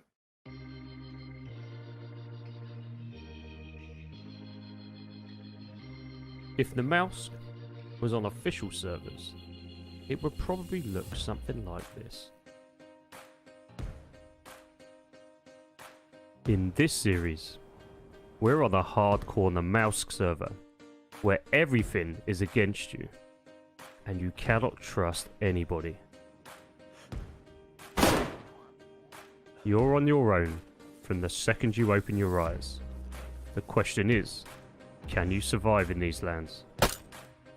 This is a true DayZ survival experience at its finest. If you enjoyed the video, please don't forget to subscribe. There we go. So that's on a vanilla Namalsk server. And what I wanted to do was a little series on the Namalsk, just saying, look, if they do adopt a new map here, and it is Dirol or the Mouse, whatever it is, if this was the Mouse, this is a hardcore the Mouse. Everything on there is official. Well, official, so to speak. Mask, yeah. So this is what it would look like. And I tell you what, we have a great adventure on that first episode. Definitely let me know when that video is up because I really, really do want to watch it. Absolutely. I'm a sucker for Namalsk. And we're going to be talking about a couple of like Namalsk things very soon. But I have been following like the Namalsk thing since it kind of like, I wouldn't say started, but kind of like got adapted to standalone. And I was just, oh mate, I love it. It's so cool. It's so good. It's so cool. I love it. So I can't. Yeah, it's great, Matt. So I really, really can't wait to see it, especially because it's like with Namalsk, you've it's kind of like official and kind of like any other server, but when you make a video on Namalsk, there's different, you do get different kind of like takes on it. You know, you do get the highly modded ones where it's like, you know, it's utter chaos, but you get the ones that are like more slower paced. because with Namorsk you actually have like an end goal, like you Yeah. actually have an objective, whereas like other maps you kind of don't. I'd agree. Yeah, so I'm really, really excited to see if you do get to that end goal. Well, I'll tell you what, it's going to be done over 4 episodes. Yeah. So I've already filmed episode 2, and we're just going through the editing phase on that now. But what I will say, a little bit of a spoiler alert here, is I wanted to go for a real survival adventure. So it's not all pumping action. No, you know, it's actual like how you would play the game. Absolutely. The little what you didn't see in the trailer there is within the first 5 minutes, as you've seen already. I think did I show you? Yeah. I get into an interaction very, very early on in that with a completely kitted guy. I won't say any more than that, but let's just say we do all right. We do all right. You know what? All things considered, we're doing all right. So, oh, yeah. bless. No, that is good. I'm really, really excited to see that, and it's good that you're still like you are thinking ahead. You are taking different avenues for your content, and see I think that's the benefit of when you do like this kind of stuff part time. It's not like your main thing. You have more flexibility, and you have like more creativity, I guess you could say. You're not pressured to get that upload like once a week or whatever else. You're like, I can take my time a little bit. I can record what I need to do, and I at least I feel like you'd get a lot more enjoyment out of it. Would you agree? Well, what I've been doing since January, I've actually been treating it more as if I was a full-time YouTuber. Right. Okay. So what I've been doing is I've been going live probably about once to twice a week roughly. And I've got to say I haven't got the time to do it the same as Running Man Z or Sour or JLK, whatever. But what I have done is I've limited that to 2-hour sessions. Right. So I can easily fit that in. But the content I need to put a video out once a week is generally taking me about 8 hours for one episode to film. And then there are those days which we all know where absolutely nothing happens. And that's the problem with anything official. Because as you know, you can go to a high pop server on Cherno and you may not bump into anybody for 2 hours, 3 hours. And I've got to ask this question. Here's a question for you guys, right? I get asked this a lot. And what I've started to do is, with the risk of being stream sniped here, but what I've started to do is I've started to film when I go live the actual server on official I'm joining. So everyone in the audience sees I'm joining actually a proper official server. Mm-hmm. And then they're surprised still when it says full pop and you hit the server and an hour and a half later, we've not had an interaction. So are people now avoiding VMC, Northwest Airfield, all of the Tizzy, all of the main military areas because they're trying to learn the game on official, a lot of the fan base now, or a lot of the supporter base now, or what else is going on? Because they're not at those places. I can tell you, Northwest Airfield's empty these days. I'm telling you, on official servers, on PC official servers, it's empty. So it's an interesting concept, that. What are they doing? Yes. I know what they're doing. They're burying shit in the rivers. That's what they're doing. Yeah. When in doubt, go to the river. Yeah. Go to the river. Yeah. Oh, bloody hell. Jesus Christ. So, I'm really excited to see how well it does all go for you. I appreciate it. I've got really high hopes for it, and I really do hope that you do keep us up to date on how you're going to progress. Obviously, you said you've got at the start, you've got your goal of 10k subs. I'm really hoping that you do reach that. Absolutely, I think that'd be great. Mate, that would be a bloody highlight of the year, to be fair. That would be absolutely fantastic. Do you ever feel, though, like, obviously, you said you're treating it as kind of like a full-time, like a full-time thing. Do you ever feel like if you had the opportunity, would you decide to be like, you know what, this is actually doing better than my current job? Would you take that risk and go for it and do that genuinely 100% full time? You know what? I thought about this, and I've looked at. I don't know whether I should mention it, but I've looked at things like Fresh Spawns and how well they've done. Now, I don't know them personally. I'll tell you that now. But from what I understand, they've quite quickly managed to turn that into a bit of a full-time, possibly scenario. Now, Yeah. I don't know how true that is. I think that's the case. Now, I think if that opportunity came our way, then I'd take it, because I'm at a point now where I think life's more about, I think you've got to give back. That's the first thing. I think you've got to give back to the community. That's the first thing. But secondly, it's given me a great opportunity to meet a lot of really cool and good people. It's something that you do enjoy. I do think there's a risk, and the risk isn't I wouldn't say the money is the big risk here. I'd say the risk is getting burnt out when you're full time. That's the big problem, because even when you're burnt out, you still have to go ahead and make the videos. But Yes. depending on who you are, it can show, and it can reflect on the quality of your content, which makes you feel worse. And it's a spiral that even the more popular content creators fall into. And it's such a shame to see, because you know, you see these content creators and they make really great stuff. Really great stuff. And, you know, if the live stream, they're always good banter, but you can always tell when they're burnt out. And you want to say to them, look, your community is always going to be there. Take a break. Take a couple of weeks. Get your groove back. Come back. But they can't. They can't do that. And it's I've seen this. Horrible to see. I've seen this firsthand recently. I won't mention a name, but what I will say is there's a couple of people YouTubers that I aspire to be that successful. One of which, over the last 3 months, I think I've seen a decline.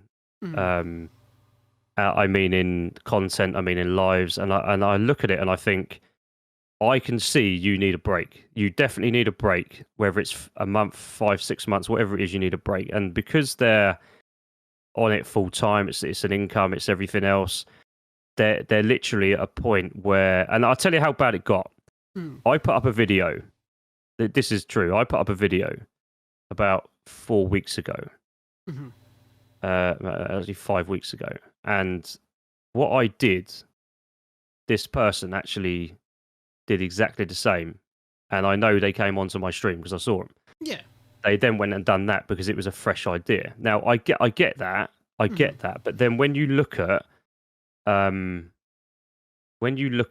someone who's been around for quite a long time, who's very successful, but then the quality of what that person was putting out had kind of dipped a bit. I think they need someone around them to turn around and say, right, take stock. It's okay. Everything's good. You don't need to force it. Yeah.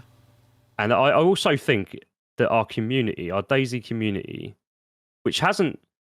I've seen some bad experiences from other people. Yeah. I have. And I think we all really should be at a point where we're mature enough to go, do you know what? It's great to have new content. It's great to have new people get involved. We all communities need it. Like, if I it's agree. just the same Fresh content blood. creators all the time, Yeah. it'll get boring. And this is it. I mean, I don't know if you heard this or not, but I heard a very popular YouTuber the other day. He was asked a question on a live, and he turned it into a very brief video. I think you're going to know exactly what I'm talking about now. And he was asked this question around: is there too much competition these days on YouTube? Let's just say for DayZ. Right, there you go. Yeah, and his answer was spot on. It was Spot on answer. Video. Spot on. It's not. It is absolutely not. But you need to spend the time and invest the time in growing, and it doesn't come overnight. And he's right. Absolutely right. Yeah. And that's Everything the in thing. moderation. Absolutely. Well, that's it. And that goes to not just content creation, but all kinds of creative media. I mean, you know, Dump and I, we're modders, and we have experienced some quite bad burnout Absolutely. Like you especially when you're doing it constantly, every single day, every minute you wake up, Yeah. you mod, you go to bed. It gets to the point where you're trying to sleep, and then you get the eureka moment, but you're like, I'm in bed, I can't work on this. It's like, and it keeps you awake. But I can imagine I don't dream in code. I dream in textures. And it's like, but when you're a content creator and you have to keep up a schedule, you have to make sure that your analytics are good, and you keep getting recommended in their algorithm. I can only assume it's like how terrified you must be. It's like, if I miss an episode because I'm not feeling myself, or if I miss like a couple of uploads, that's going to ruin everything, and my analytics are going to drop. And it's like, I'm not surprised some people like get extremely burnt out and they just keep doing the content. But even when they're still doing it and they get burnt out, they get the groove back anyway, which is great. Oh, yeah, And absolutely. Yeah, definitely. I think the big savior for that, not in my experience, but kind of as a theory, is when creators collaborate with others. Absolutely. Yeah, I agree. Because it's like, you do it yourself, by yourself, like a long time, it's like, it's just the same thing over and over again. But then you got like a guy who's like, maybe he's a little bit smaller than you, maybe he's a little bit bigger than you. He's just like, hey, do you fancy doing a little collab?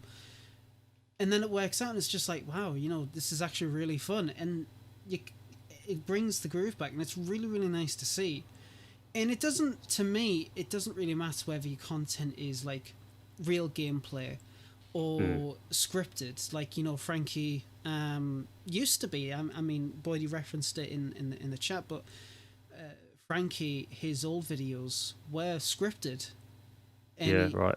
And it was like, I remember that, it was like, oh my god, his videos are scripted, what an asshole. But now it's like, so what if they're scripted? It's entertainment, it's content, and it's like, sure, it's not like what I would expect DayZ to be, but DayZ can be anything you want it to be. Yeah, and if you want to use that as a platform to create scripted content, go for it. And that's and that's it. And there's nothing wrong with that, as long as obviously you make it. There's clear. actually a thing that I saw, a video I saw, because I like to watch those videos, about streamers and also content creators. And it's cool because I think this applies to a lot of things in real life, but more importantly to people who rely upon numbers for validation of whether they're doing good or not. And the idea was simple. If you have a stream where you, let's say, on average, you get about 4 people watching you, right? And then one day someone raids you, a big streamer raids you, you get a thousand people watching you, right? Even if the next day you go from 4 people on average to 25 or 35 people, you still feel like you're failing because you don't have those 1,000 people watching you anymore. And I see a lot of people have this kind of, not necessarily burnout, but it's like you achieved something greater than you thought was possible. And then when you go back to what you were doing normally, you're all like, wait a minute, I should be doing better now. I want to do better. I want to reach that 1,000 again. And I think a lot of people suffer from that. I know I've suffered from it before. Well, I can tell you now, right, this is a little bit of fact for you, just quickly for you. I took a 2-week break about 2 months ago because I bought I got the new Go XLR Mini. And I bought a load of stuff. My impression rates on the algorithm, right? So I went from, this was just a 2-week break. I went from just under 1 million impressions per video, right, to 200,000 in that time frame, and that's the difference in 2 weeks. And that was for me, and I only had 5k subs at the time. And it's a massive fall. It took me 2 months. It's taken me 2 months to get even close. I think I'm at about 900,000 right now. But I'm still not hitting the 20-30Ks that I was. And going back to the lives you just talked about there. So prior to that break, I routinely was hitting 800 to 1,200 maybe on any one live.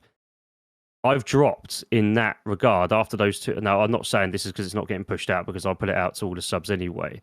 But I'm getting around about 200, maybe 100 right now. Now, it doesn't really bother me that much. But I think for people who especially are newer to the YouTube scene, or for people who really, really take that as a massive number that they've got to hit, I think if you're doing the content, if you're putting out the content that you would normally do that is pretty popular anyway, you've got quite a big fan base anyway, then people have got busy lives, they will come back.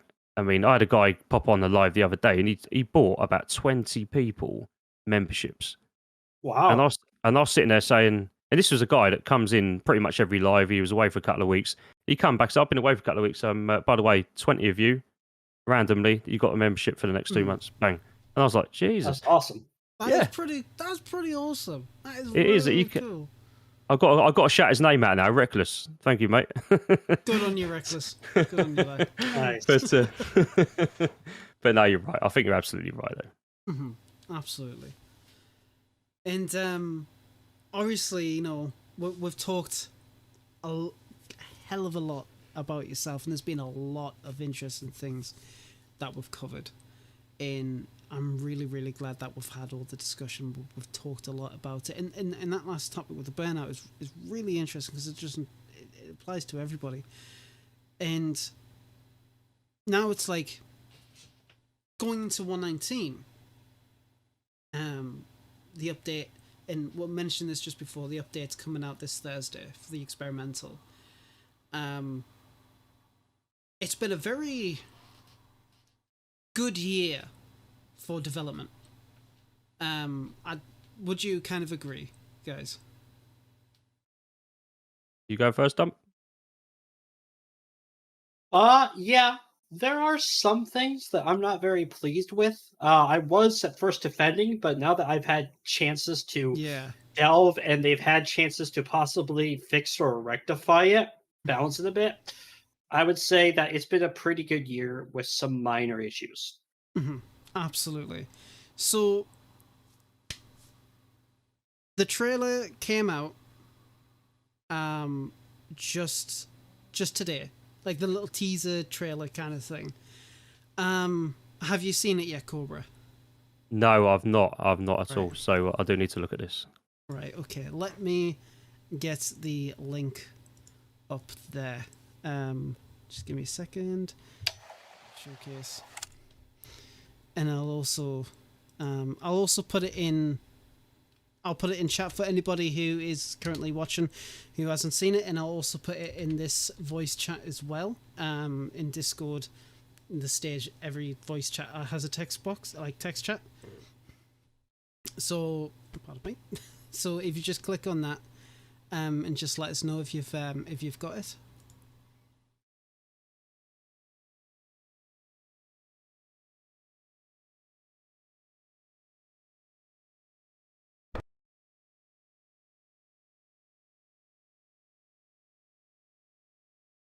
Have you got it, Cobra? No, it's not come through yet. In the post it. Yeah, so I'll DM it to you. Oh, nice one. Thank you. There you go. Yeah, cool. Brilliant. Right, so just let us know when you got it up. Yep, got it up. Right. 3, 2, 1, go.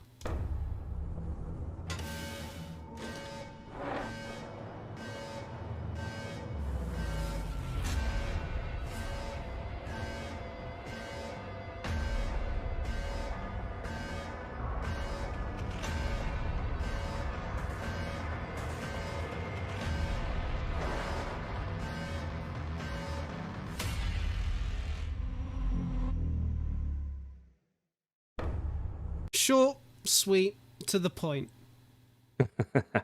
Love it. Yes. And 1,722 likes, 92 quote tweets, 245 retweets. There's been a lot of discussion, to say the least, for this particular video.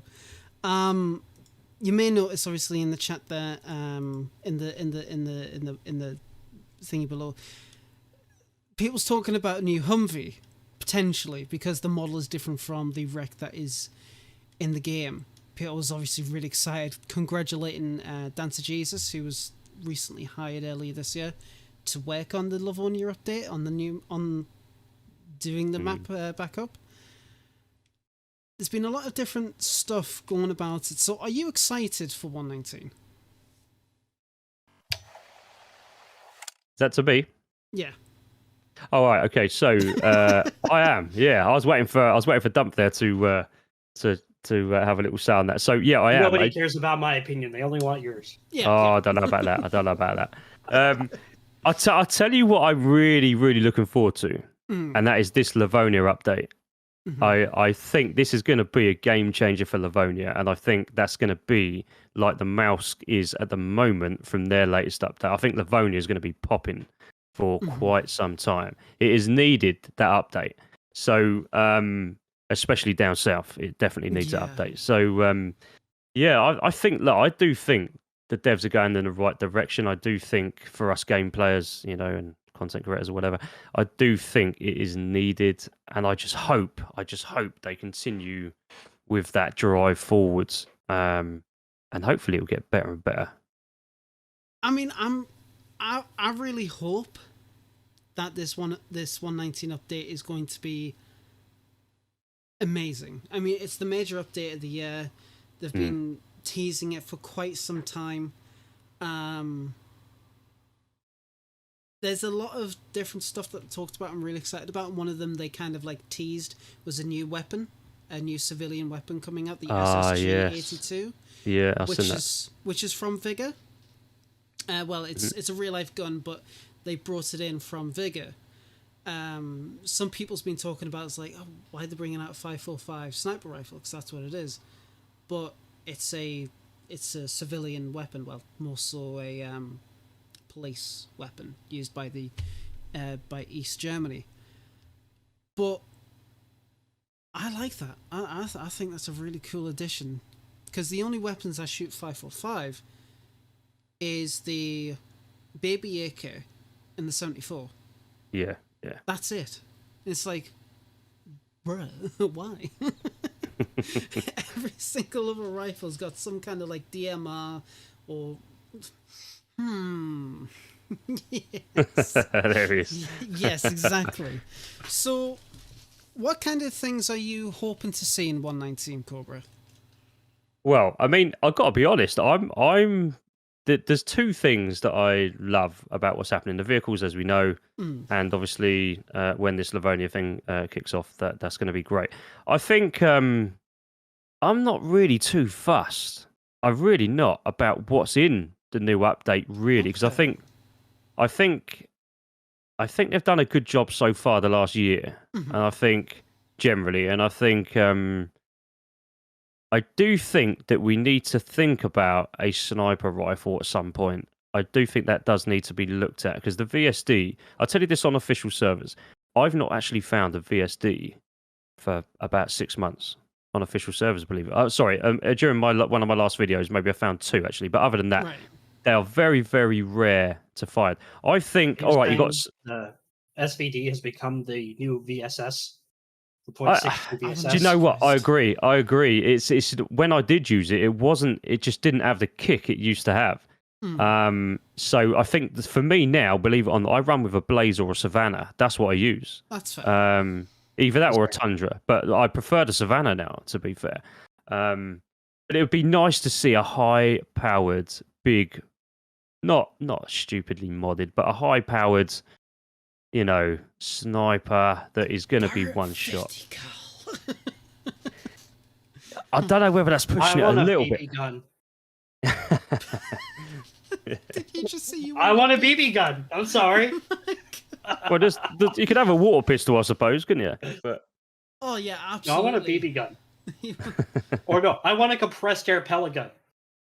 Well, fair enough. I don't know what damage that would do, but yeah, okay. It might cause a slight bleed. Just don't shoot in the eyes. It's the same as that bloody taser thing they brought in on the mods, wasn't it? But, oh yeah. See, that's the thing. I think the game needs a lot more PvE style. I agree. Or like non-lethal weapons. Like just knockout weapons. Yeah, because in the files you've got the dart gun, you've got the taser, but they haven't been implemented. So yeah, it's it's fairly. I'm excited for 119, but obviously before we continue on to the next thing, which Boydie's asked us to cover, and I think it's suitable if we cover it because we've mentioned Vigor with the SSG. Dump. What are your thoughts on 119? What are you hoping to see? I know we've talked about it a hell of a lot, but now it's right round the corner. Come on. Okay. Go on. What would I like to see in 1.19? The removal of the gas grenades. I would like to see you guys to nerf the goddamn gas grenades. There we go. And the goddamn... Well, you brought it up. I have to talk about it. Yes. I'm sorry, devs. The gas grenades, whether they're throwing or they're whatever, are OP. They go through walls. Yes, people should have possible things. But you know what? You should only require a gas mask for those small ones. Or whatever. I don't know. Do something different. Reduce the size of them. Whatever. Bitching aside, because that was a bitch. With some feedback, it was a bitch. I know it was. I could give a flying poop less what you give us as long as we get the new vehicle system and it's good. Yeah, absolutely. You could gut the entire update. You literally could gut everything. And if I got the vehicle physics and new system and it was good, I would mail you goddamn money. That's what I want. It has been the most iconic and most hated thing in DayZ since its beginning.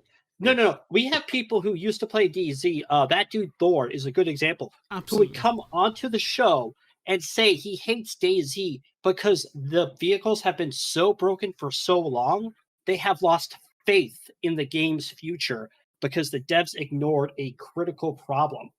Please, for the love of God, give us this thing to restore those naysayers' idiotic lack of faith in this game. I wouldn't say it's idiotic, but... Okay, my bad. My bad. I'm not trying to be mean to people. No. I think it's going to be a really fantastic day once we get the vehicle physics update and it works and it's good. Yeah. But it's going to be a sad day. Because shit is not going to hit the fan anymore. Shit is not going to hit the fan anymore. In my chance to go to the moon is forever gone. The saddest part about my whole rant there is that once they fix vehicles, people are going to move on to something else to hate about DayZ, and they're not going to play it anyway. Which that's fine. It's still sad, but it was a fun rant. We want buses. I want the red 9. I want the flying weed bus that was made right after expansion came out. Hell yes, mate! That Cobra. Have you seen that video? No, I've not seen it. Oh, mate, I need to find it. I've heard about this, but I've not. Oh, I've I love not the actually dude watched Thor. it. He'd understand my joke, Boydie. DayZ expansion weeb bus. Let's see if I can find it. the party bus. There was a video that was uploaded by the team. I think that particular video may be of... Don't, Kyla, don't. Yeah, the video itself is unlisted, so I won't be able to find it. But all it was the vanilla bus. Yeah. But it had a anime weeb texture coated around it.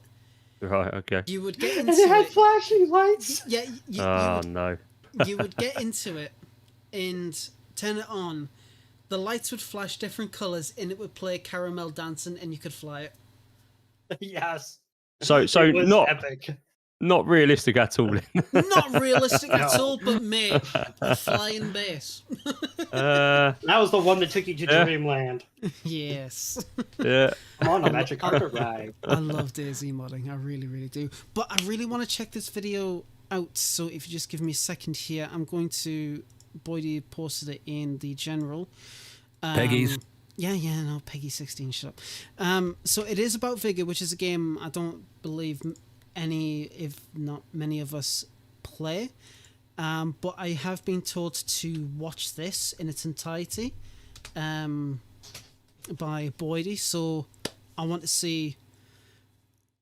I want to see what's up with this. I'll also send this to you, Cobra, as well. There, my guy. B, you played it. What is? I really need to sit down and actually play Vigor because I've got no clue. I also refined the section if you don't see it. Okay, well we'll watch the thing in full, and then we'll see what it's. Okay, so let me just get the video up here. Let's see if it popped up me up. Yes, it has. Okay, let's have a look. And ready in 3, 2, 1, go. Peggy 16.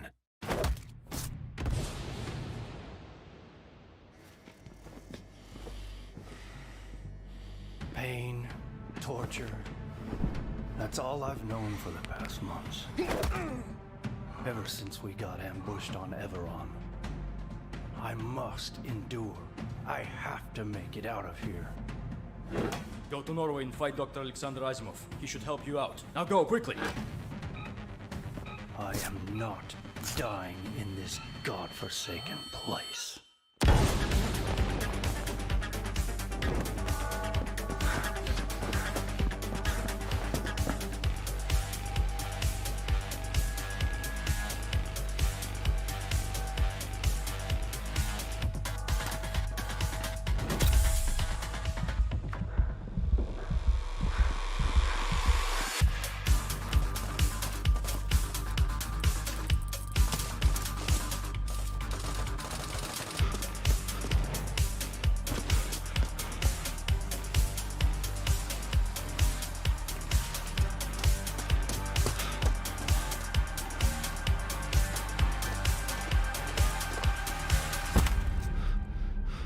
Help. Okay, why the hell does Vigor look pretty good? What the hell? That does look pretty cool, you know. Why the hell does that look pretty cool? What the hell? I want to play this now. I'm not sure about the C4 being on the outside of the door that he was in, but other than that, I get it. It looks good. Yeah. That's good. Okay, so we're told to go around the 1 minute mark, and I'm going to play this at 0.25 speed. I'm not too sure exactly what I'm looking for, but boy, you said to look around that. So we're going to be... No, Kyla, the red 9 is not trash. Shush. Shush. Cease. All right, tell me when you're ready. Right. 3, 2, 1, go. I am muting that.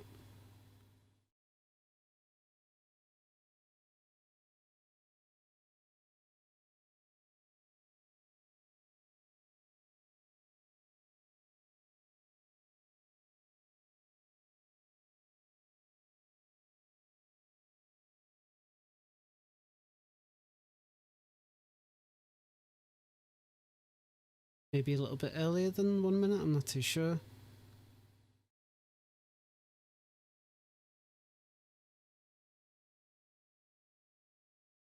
think it might be a little bit earlier than 1 minute. Is it when he's grabbing the gun? Not too sure, perhaps. Yeah, I've not seen it. Yeah, let's go a little bit. Let's go a bit earlier. Let's go about 50 seconds.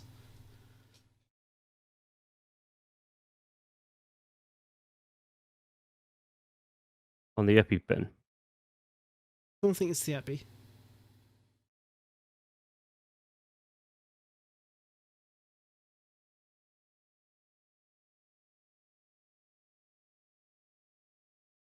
I'm very perplexed. I want to see what this is all about.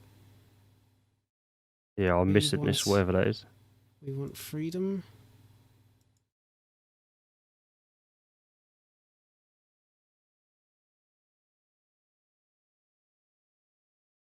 Ah, yeah, I see the... You see it? No, I thought I didn't know. Is it the books on top of the table right before he grabs the gun? I don't know. Go back to that a minute. Something around that EpiPen, isn't it? Scotty is making me very perplexed about this. Because that's apparently... Boydie and Scotty's like, oh yeah, you gotta watch this. I will watch this entire thing frame by frame just to figure out. I don't think it's got... I don't know. Unless I'm blind. I'm looking it through as well. It's not the porno mag on the table. The what?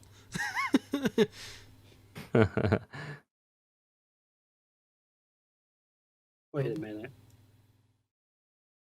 Wait a minute. We want freedom X. Wait. At exactly 50-ish seconds, is it the door that he runs out of?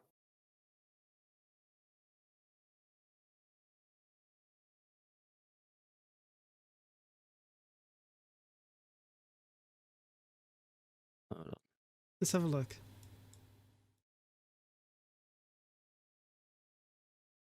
Yeah, because he starts to run towards a door, and the door looks oddly familiar.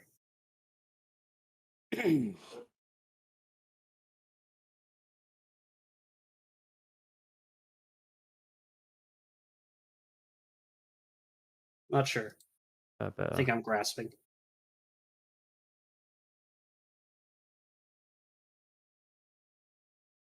I'm going through frame by frame. his body's still here. Is there something here? It's an adrenaline shot. Yeah, and Adrenaline shot. So it's got the club picture. No, on it. at 54 seconds. That looks oddly. Looks like the door. Oh, hold on. Have you read on Dead on 49 Seconds near the passport? There's a book called, I can't say it. It's got the Queen's crown on. Reichslag. I'm looking around that table, so you've got good luck in green, upside down. You got Reichslag. What else have you got here? This might be. Boyd, it might just be messing with me. But you said Scotty told you too, right? 110. Let's go to 110. Scotty's just DM'd me and he just said 110. Okay, hold on. I'm there. So underneath the vehicle.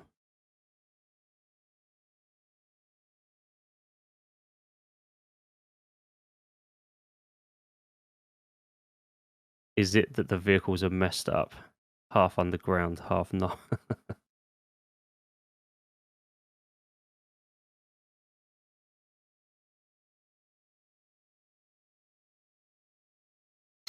That's what I'm trying to figure out. Like, usually I'd be like, oh yeah, it is what it is. But Scotty here specifically asked me to look for this, and this is like, And I could be just being going blind. Is it the old truck at 111? I don't know. Wasn't 110 to 115, he said. Hold on. I think that truck was in the old school days of DayZ at 111. 110 to 115. There's quite a bit between 110 and 115. The bird flying, no. Moon. DayZ street lamp model, probably. AMDC, how you doing, bud? Oh my god, Scotty's just like, lad, you're being so silly. I mean, we all are. I mean, Yeah, I can't I'm see not it. seeing anything. But I'm probably partially blind there at this point. No, it's alright. I'm kind of personally holding on to it. It's the bunker because you see that. Yeah, that's at the truck too. Might have been a truck. Yeah, no idea. 111 exactly. Oh my god, this is what Scotty's telling me. It's that truck, isn't it? Okay, wait a minute. Is the next thing we're going to talk about that thing that people saw in the trailer for DayZ and what they think it might be? I don't know. There's a person in the background. Yeah, I see that. Yeah. It might be the truck. But it also might be the bunker. There's a bunker, there's a truck. Oh my god, I see it! I see it! Scotty, thank you. In there's the Yellow King helmet. Oh my God, Scotty, you little shit. Oh my God. It did so well. I did not. Shit. I did not see that at all. Why is the Yellow King helmet there? Yeah. Holy fucking shit. Why the hell is the Yellow King helmet there? Scotty, I'm just going to say this right now, my guy. I am so sorry for being so blind, but that is a very good. That's very well hidden. That is very well hit. I did not. Oh my God. I'm all that just for the Yellow King helmet. To be fair, anything Yellow King, I'm all over that shit. That is so well hidden. Holy shit. It's cool. Yeah. That's now wait a minute here. It's just an Easter egg, but still, that is pretty dope. That's such a cool Easter egg. No one's going to have seen that. Nobody. Other people's going to be like, okay, that's a helmet, but that is still. What if the figure universe is in the DayZ universe? Hey, it's very possible. It could be bigger in a different part of the world. Wouldn't be surprised. Mate, Scotty, and that is what amazing. if this is foreboding the fall of the Yellow King? Ooh. He's fucking gone, bro. Oh my God, that was Scotty. He's probably just like, lad, you're so dumb. But thank you for that. That was great. Thanks for that's awesome. Leading us to that. Oh my God. There's going to be a premium pack that is called the Yellow King in reference to DayZ. Okay, that's really fucking weird. Is that? So what you get in that pack then? I don't know. I'm gonna look this I think up. they're just talking. Bigger premium battle pass. No idea. Latest season's Perseverance. When did that come out? No idea.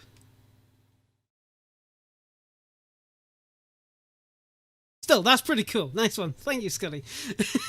He's like, yeah, that's really cool. Oh God, I feel so dumb right now. You can tell it's been a long day. Bless. Just for you, yeah. Yeah, I know, right? Fucking hell, Jesus Christ. I didn't see it at all. And well, that's it. That was a really good one. The only reason I saw it is because Scotty sent me a frame of that video, and I'm like, right, okay, I know exactly where to look, and I'm like, oh, that was awesome. Thanks, Scotty. Much love to you. Sorry I missed your unveiling of the Hannah figure, which, by the way, is fantastic. Have you seen this, awesome. Cobra? I'm a bit behind on a few bits tonight. I think no, I've not seen that either. Naughty man. So, oh man, I've been busy. I've been very busy the last few weeks. Very busy. Fair enough. So, one of our members in the community, Petty Weddy, he's getting quite a bit known for creating figures based on characters in DayZ, and cool. He created the Hannah figure. And the podcast team, mainly Boydie, managed to get everything set up and got it sent to Scotty. And I think it was either yesterday or the day before. I see it.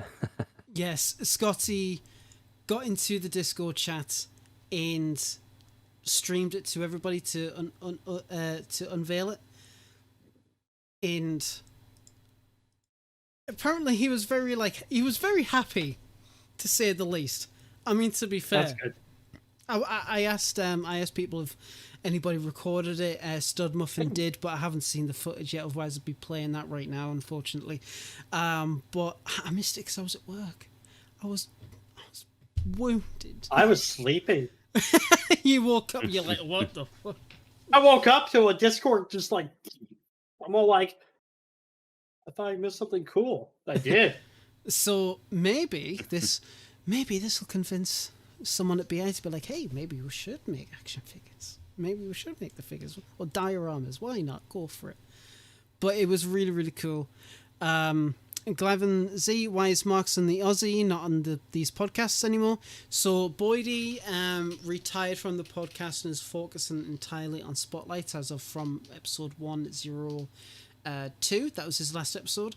Marks left the he stopped becoming a host to focus more on his content in his channel, which that's no problem at all. And I took over. Dump became one of my co-hosts, as well as a good friend of ours, Project Lemons. He's not here at the moment. He's away doing stuff, unfortunately.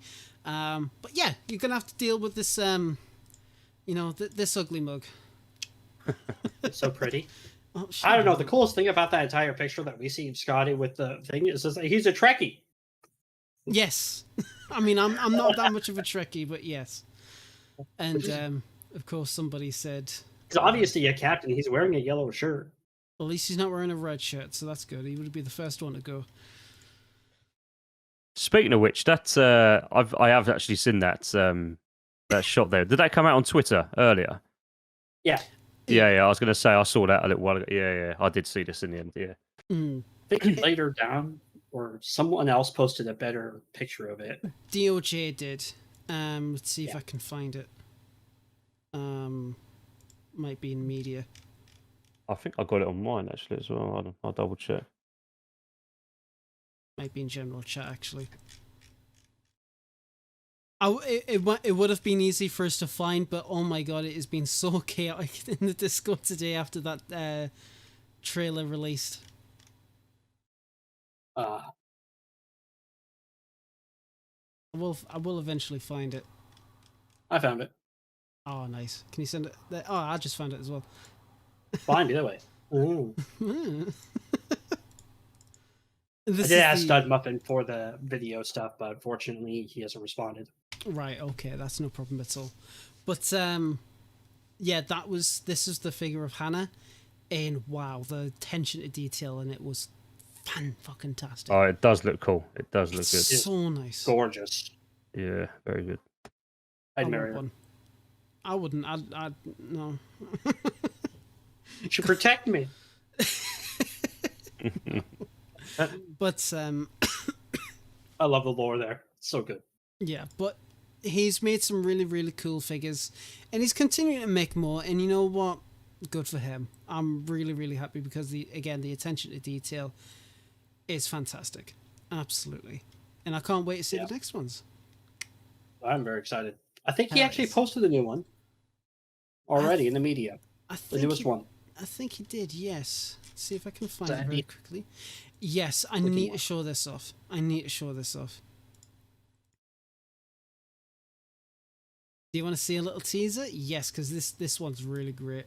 He just released this today, earlier today, and it's a figure using the S file with wearing the NBC gear. It's so fucking. Look, Cobra, he found one. Why can't you? Yeah, exactly, bro. Yeah. Sorry, I had to take a shot at it. not an S file. Sorry, it's just a VSS. I recognize the optic there, but it's again the creativity that comes from the community. It's great. Yeah. It just continues to genuinely wow me. There's just so much stuff that people want to make. You know, sure you get people like yourself, Cobra, who make some really cool video series, and then you got people like Petty Weddy who make figures, and people's made songs and God knows what else, and it's like, wow. You see, this is why DayZ itself, even though it has all those bugs, and even though loads of people whinge about it, that's why it's always going to be there, isn't it? So, yeah, exactly. It ain't going anywhere, is it? So exactly, absolutely. But it's great, and I can't wait to see the rest of his figures. Again, so much time and money goes into stuff like this. So if I had like a couple of £100 spare, yeah, I'd be like, hey, can I have one? Oh, is that what they are? 200, are they? Well, no idea. He's just said that it costs a lot, which is fair. Yeah, I bet. But yes, with I'm not too sure what it's made out of, to be fair. Dinner with Dharma. I've got no idea. I think he's in chat. Is he in chat? Yes. Eddie. What's it made out of? He says full possible bodies with real fabric clothing. Well, there you go. So you know it's Like- all legitimate right there. Fair enough. Yep. But absolutely, and obviously with people creating content and different stuff to do with the game. Banov, have you played on Banov Cobra at all? I know you play primarily official, but you've played in the mask. So have you tried Banov yet? Yeah, I've played every map going, but I've the one that let me down the most, I've got to say, is probably Eden. I was looking at that thinking this is great, and then everything. Let's not go into that, but everything. Yeah. Anyway, that's kind of died a death now, isn't it? But going back to Banov, yeah, I do like Banov. I also like, believe it or not, have you seen the Valnin? I Valmy? haven't played Yeah. Valning Yeah. yet. That's I haven't pretty played it cool. either. It looks That good. is cool. I've played that. A friend of mine is a bit of a developer on one of the modded servers, Right. and he did some really cool stuff with it. So there's a little town in the middle of the map that you can actually go. There's a proper underground system, Mhm. like a sewer system. It sounds quite basic compared to what some of the others have, but this one is pretty cool. My only bit I don't like about a lot of that is the water sounds when you're not running on water. It's like when you play Essica and you run over the bridge, you can hear the water underneath. Do you know what I mean? Like your Yeah. footsteps in water. That's my only criticism of those maps, so to speak. And obviously some of them aren't as popular as what it should be. Mm. But no, I do like Banov. Yeah, and I've helped with a little bit of development for Banov myself. I helped import the the singularity cannon, and that thing is amazing. I love using that thing. It was really fun developing for it. But yeah, so he premiered a new update trailer. He's still actively working on it. His development's kind of like dipped from like full development to stopping the final one, and then he's picked it back up again, and I'm really happy about that. I will put the link in the chat. And would you like me to send it to you as well, Cobra? Yeah, please. Yeah. Absolutely no problem at all.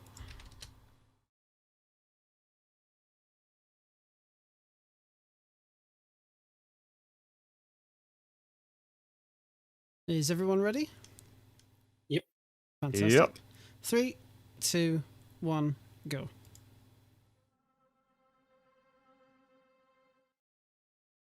Now, I'll keep the audio muted because last time we played one of these trailers, we did get a copyright strike.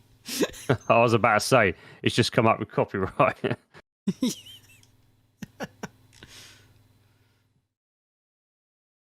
But obviously we'll give a commentary on it as much as we can.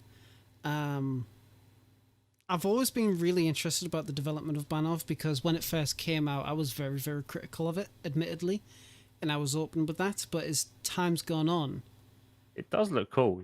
it's gotten so much better, so much better. I love the cliffs, the surround the lakes and stuff on there. They've got some really good scenic views there. Absolutely, yeah. Ooh, I like this. Is this an actual full-blown cave? Can you build in there? Is that what that is? It looks like it. It looks doesn't like it. There's an upside down tree there. It's cool. Yeah. Interesting. Fire. 2 fires. People hanging from the ceiling. As you do. I'm not hanging sure if you would around. want to, set up home there. The neighbors might be mean. That's all right. Yeah, that may be problematic, isn't it? But yeah, Keeps the flies away, I suppose. I assume it's got a back entrance there as well somewhere. Yeah, I can see where it's. You can see it's kind of Yeah. like at the top there. It's leading to something. Yes. There you go. And I know he's very good with kind of like hinting at stuff as well. I was literally just about to say he has a very particular style with his trailers, where you have like them big mega quick shots like this, and you just see the scale of the map. Yeah. And it's impressive.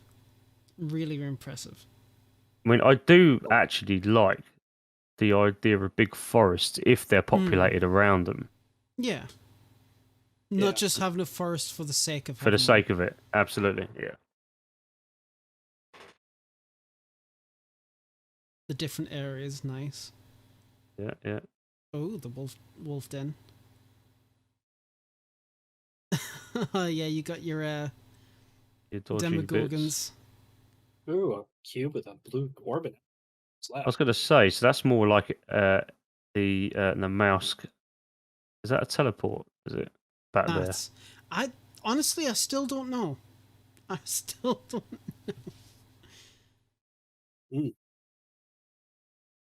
I mean, I think the town's very realistically set out there on that last shot.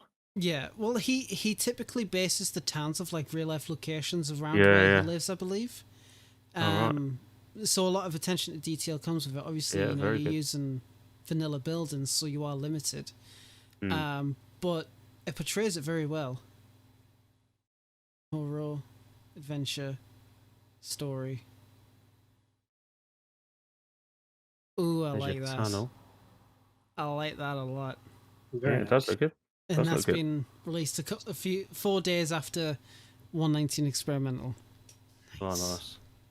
I'm excited about that. I'm really That's one excited to about have. that. Should teach him about that 10K render distance. Might make his things have less popping. No, I'm never doing 10K ever again. That I'm pretty. I got a 3070 now, absolutely, but that is gonna put stuff on fire. Welcome back, Lemons. Regardless, hey Lemons, the trailer was amazing. going? So I liked it. It was really awesome. It was really awesome. How you doing, Lemons? You doing all right? I was here that whole time. It was a glitch in the system, I swear. Shit. So, yeah, complete lapse in memory. What happened the last like 2 Yeah. hours? What? I think we're talking about how awesome Cobra is. We go back to that. Absolutely. I don't think it was. Absolutely. I don't think it was. Oh, bless. But one thing I want to say about Banov is that, again, you know, it's been under development for so long, and I'm proud of Cabello for taking the time to refine his vision, and I really can't wait to see what this update has. I'm definitely going to have to... There's been so many cool things that's been happening with maps lately. I'm going to have to dedicate some time to actually sit down and play them, because I haven't even finished Lantia yet, the new update from the Mulsk. I haven't even gotten to any of the areas on Banov yet, so that's going to be fun. Yeah, this is one I'm going to have a little look at, I think, as well on that update. That's going to be interesting. Absolutely. There's so many maps out there now, though. It's crazy. Yeah. Like, before it was just like, yeah, you got your Chinaris, Livonia, Deer Isle. Okay. It's like, right. No problem at all. And then you got, what the hell? Here he is. What? I didn't do anything. Soul for a soul, lad. That's how it is. Bruh, my webcam. It's where is it? Hi. That was really. Oh god, I'm scared. Don't do that again. The geothermal park and Overgrown on must-sees. That's going to be my first destination, absolutely. But there's been so many maps that's come out in the past few years, and it is so cool to see. A light shadow. Speaking of, here's one for you. Speaking of which, right? Now I've listened to a lot of discussion on this. So, official adopting their newest map, whenever that may be, is it more likely to be Deer Isle? I won't be any of the maps that are currently out. So they're going to make an. If they have a new map that's made by the community, it's going to be a large process, because when you make a map, like it's a typical modder, you use various different sources, and you have to make sure that all the licenses and legalities pretty much smoothened out, so you can use them for like maybe commercially or whatever. Modders typically couldn't give less than a shit to do that, so I don't believe any current modded map will do that. I know Namalsk will definitely won't. Some Mac has already said you're not even allowed to like make money off of the maps, which honestly I respect. You should just release Tanoa, like the tech demo they had so long ago. They should flesh it out and just drop it and release it, and I'll be a happy man.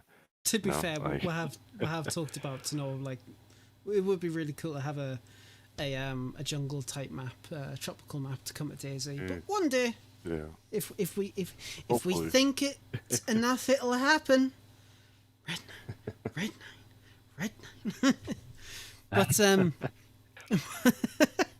but one thing, obviously, we're talking about the Mask and things coming out and whatnot. But Bubson, who I'm a big fan of, he made the music for Namalsk.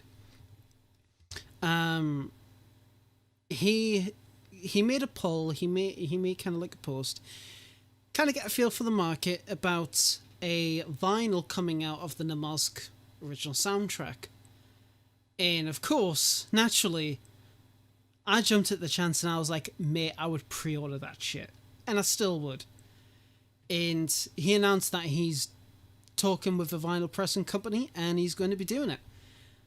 Cool. And a good time to upgrade your vinyl collection and all your audio, because the Namalsk soundtrack is amazing.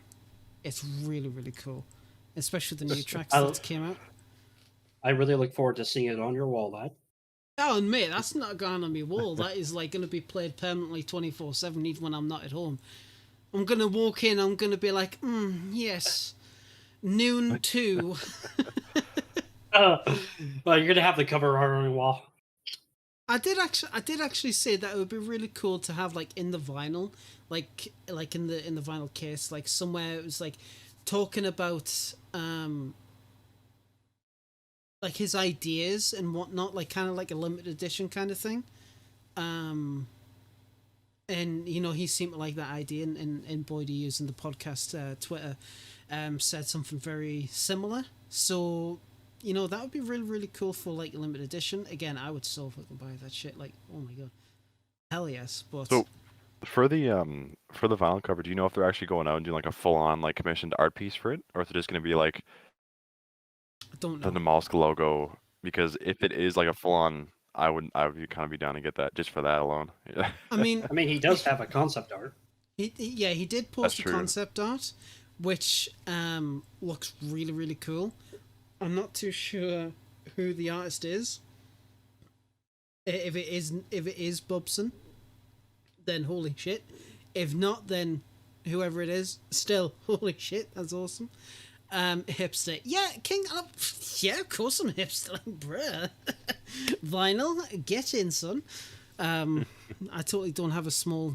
I actually only have like 3 vinyls. 2 of them are like Stranger Things, and one of them's No Man's Sky. So I mean, make of that what you will.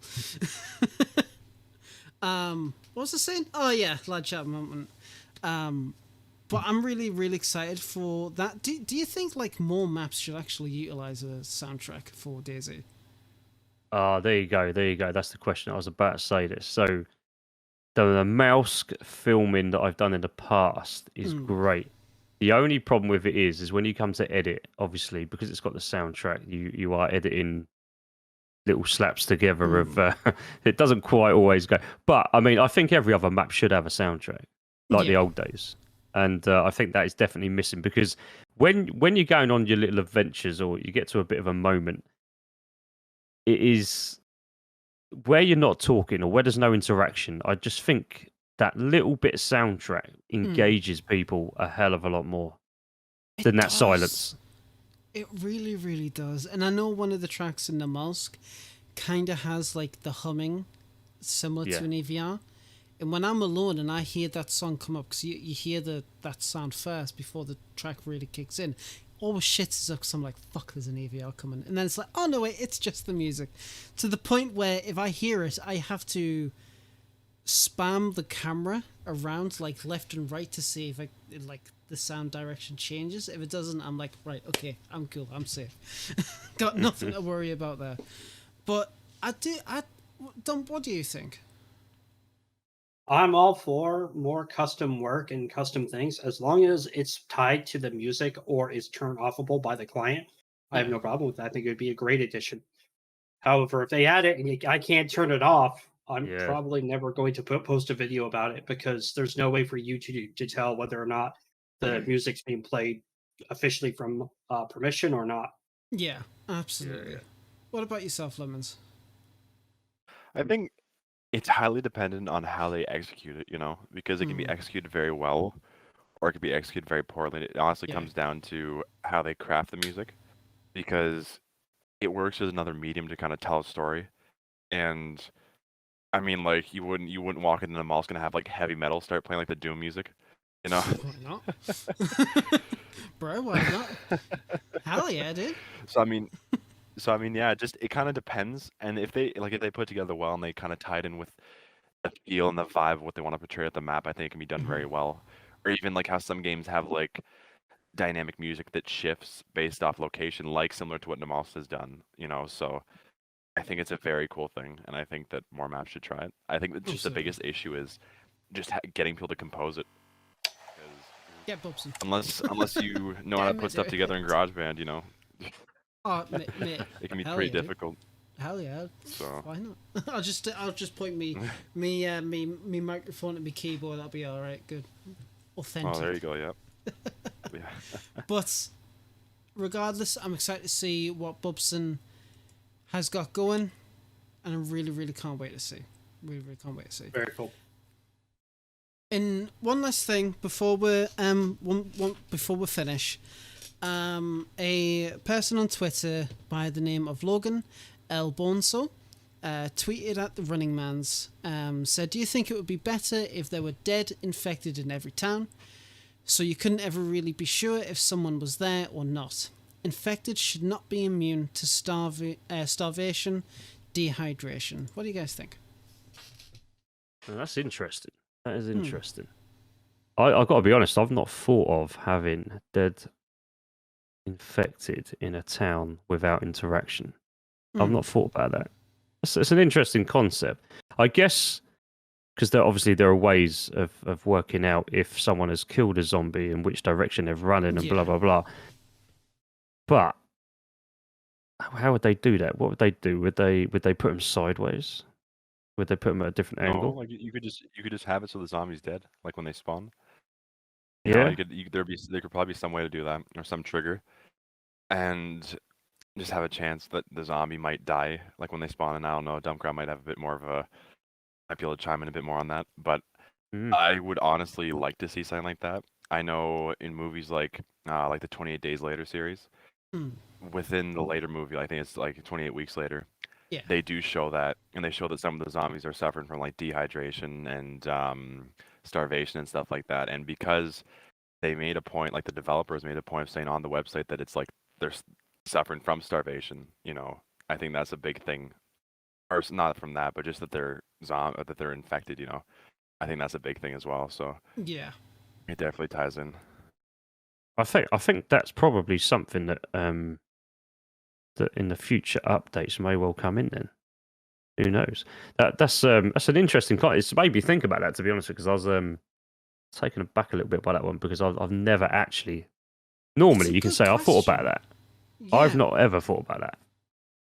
I thought about it a little bit ever since I saw them post that, and honestly, they're gonna hate it. You're gonna hate it.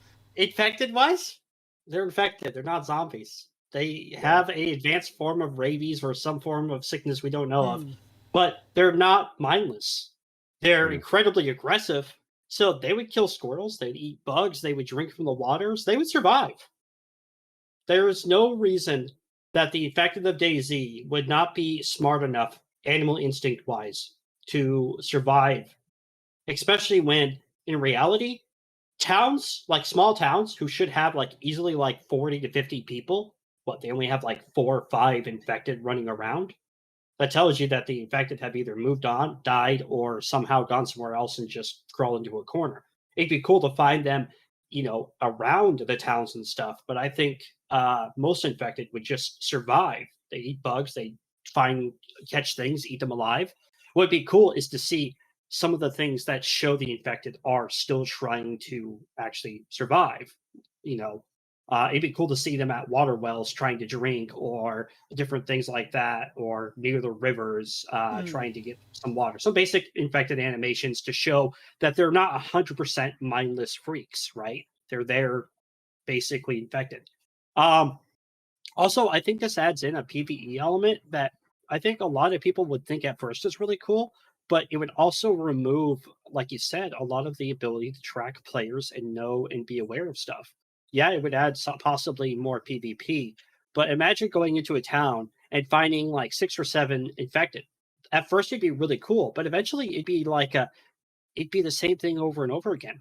When I come into a town right now and I find dead infected, I go like my hair stands up. I'm ready for a fight. Right now, those people might already be 200 meters away, but the possibility is still there. And if infected were to be a normal thing for us to see dead on the ground, then I think Lemons and Cobra, you're right, it would have to be a different form of them being on the ground. I think that would be the only way to not remove that, oh shit, I might be shot situation. Yeah. I completely agree, because I think with the updates where they've made it possible to now track over the last few updates, I think that in itself is such a cool concept that in fact, you don't know. You can tell by the time if the flies have arrived, what colour the bodies are, whatever else, you can tell roughly how long it's been. But the fact of the matter is, you do not know if someone's still in that town. And it could be at any point you could be shot, or you're going to be getting into something. And I think that element there is so special. If you lose that element, then I don't know. I think that'd be a big loss for the game. So I think, yeah, I'm with you on that. I am with you on that. But I do agree that it would be cool to have some more agree. resemblance of infected being a little bit more lifelike and less zombie-like. Again, them drinking from the wells, a simple animation of them drinking like the player does. Or have you ever seen them chase animals? I fucking love seeing that. It's hilarious as hell, right? About that, yeah. Cows. My bad. Before, lad. No, see, that's the thing. It's like, there's one thing that's always, I wouldn't say gripes us or annoys, but it's when people refer them to as zombies when they are just infected. And if you wait around long enough in certain towns, then shut up, phone, I didn't fucking care. You'll see the infected attack pigs, cows, and they'll try and get deer. And Infected should attack chickens, by the way. Yeah, what the fuck was going on? So, and that's the thing. So they attack anything that kind of moves. But if there's one thing that's known as well, is that the infected, they don't eat players. So they're not zombies in that regard. So it is pure aggression. So even if they don't eat players, or if they don't eat the animals, they will eventually wither and die. If they do ever implement a system where it's like a dynamic event or something like that in a town, then infected who have succumbed to the elements, when they die, they should just flop forward, and their death animation, their death state, will be back face in the sky, stomach on the ground, like when you just completely different. Yeah, exactly. Because a lot of the time, when you kill infected, they'll fall on the back in the star formation. That's the most common kind of death animation for infected, in my opinion. So I think they could make use of that if they do decide to change them a little bit. So if the infected are more withered as well.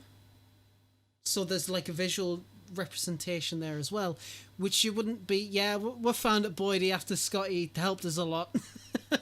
Yeah, pretty much a screenshot. Yeah, pretty much. Yeah. But yeah, so it would have like a more visual representation, but you wouldn't be able to tell at a distance. You'd only be able to tell when you're much closer. I have an idea. Mm. I like your idea, lad. I like where you're going with this. What if the infected that were to die, like this guy says, in towns, were exactly everything you said? But what if the DayZ devs added physical cuts and bruises and holes to infected that were killed by players? Same thing that you're talking about. They still have to get close to examine them, but it would be clear whether or not the infected was killed by a player or not. Mm. Yeah, That's interesting. That's interesting. To be fair, there should be more visual representation, but it's one of those kind of like extra layer that we don't need, but it would be nice to have. But that's kind of like how I think about it. I think it would be a really cool addition, but it's just got to be done in a particular way to make sure that it's not like to make sure that it's apparent but not apparent, you know. Yeah, mentioned P2. We're talking about Logan or at EI Bonesaw's suggestions for the running man. Yeah. Mm-hmm.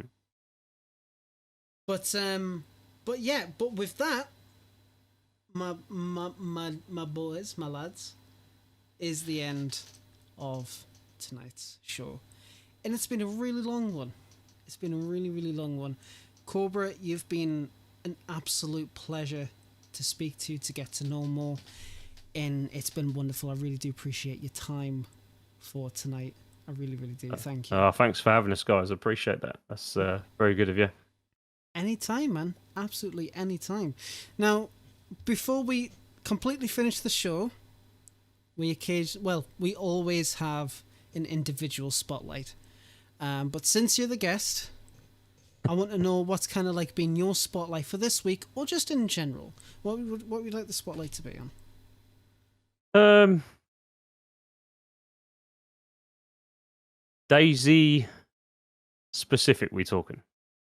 Yeah. It can be DayZ specific. It can just be anything that you kind of like, you want to like raise awareness of, or you just want to like quickly talk about. Just anything that comes. Okay, I'll tell you what. I've got something that I think is really important. I've started to see, and I'm sure you guys have already seen this on Discords. All of my DayZ Discords, or the people I've been on, should we say? There's something that I think is really important that's starting to come out now. A lot of people are putting on there mental health tabs. I don't know if you've seen that or not. No. Let me give you an example. Hold on. Mental health support. So I know one of your guests a little while ago was I think it was KB, wasn't it? Beans. Mm-hmm. I've checked. I looked on her Discord, and a lot of people are doing this now. So under one of her tabs, she's got mental health support, and I clicked on it just to have a little look. And you know what? That thing is popping. There is loads of debates, loads of bits and pieces on there. You know, I'm thinking of putting one on mine, and I just think that with the world the way it is these days, I think that's a really cool, a really good avenue, a really good way of your audience is connecting a little bit more, and if there's anything they want to discuss or you know, whatever else. I just think that's really cool. I was surprised to see it, and I think I just think that's a good way of helping a little bit.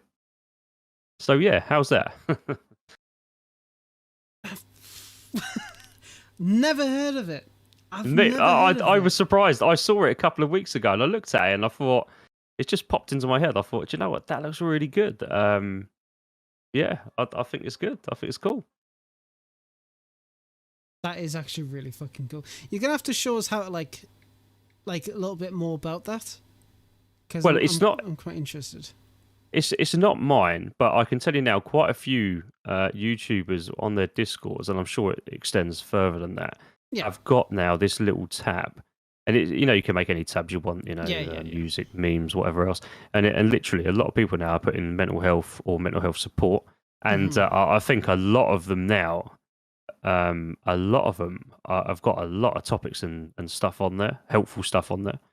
So it's generally your fan base is just having a chat and checking in as they're making friends with other people on your Discord when they come into it, maybe.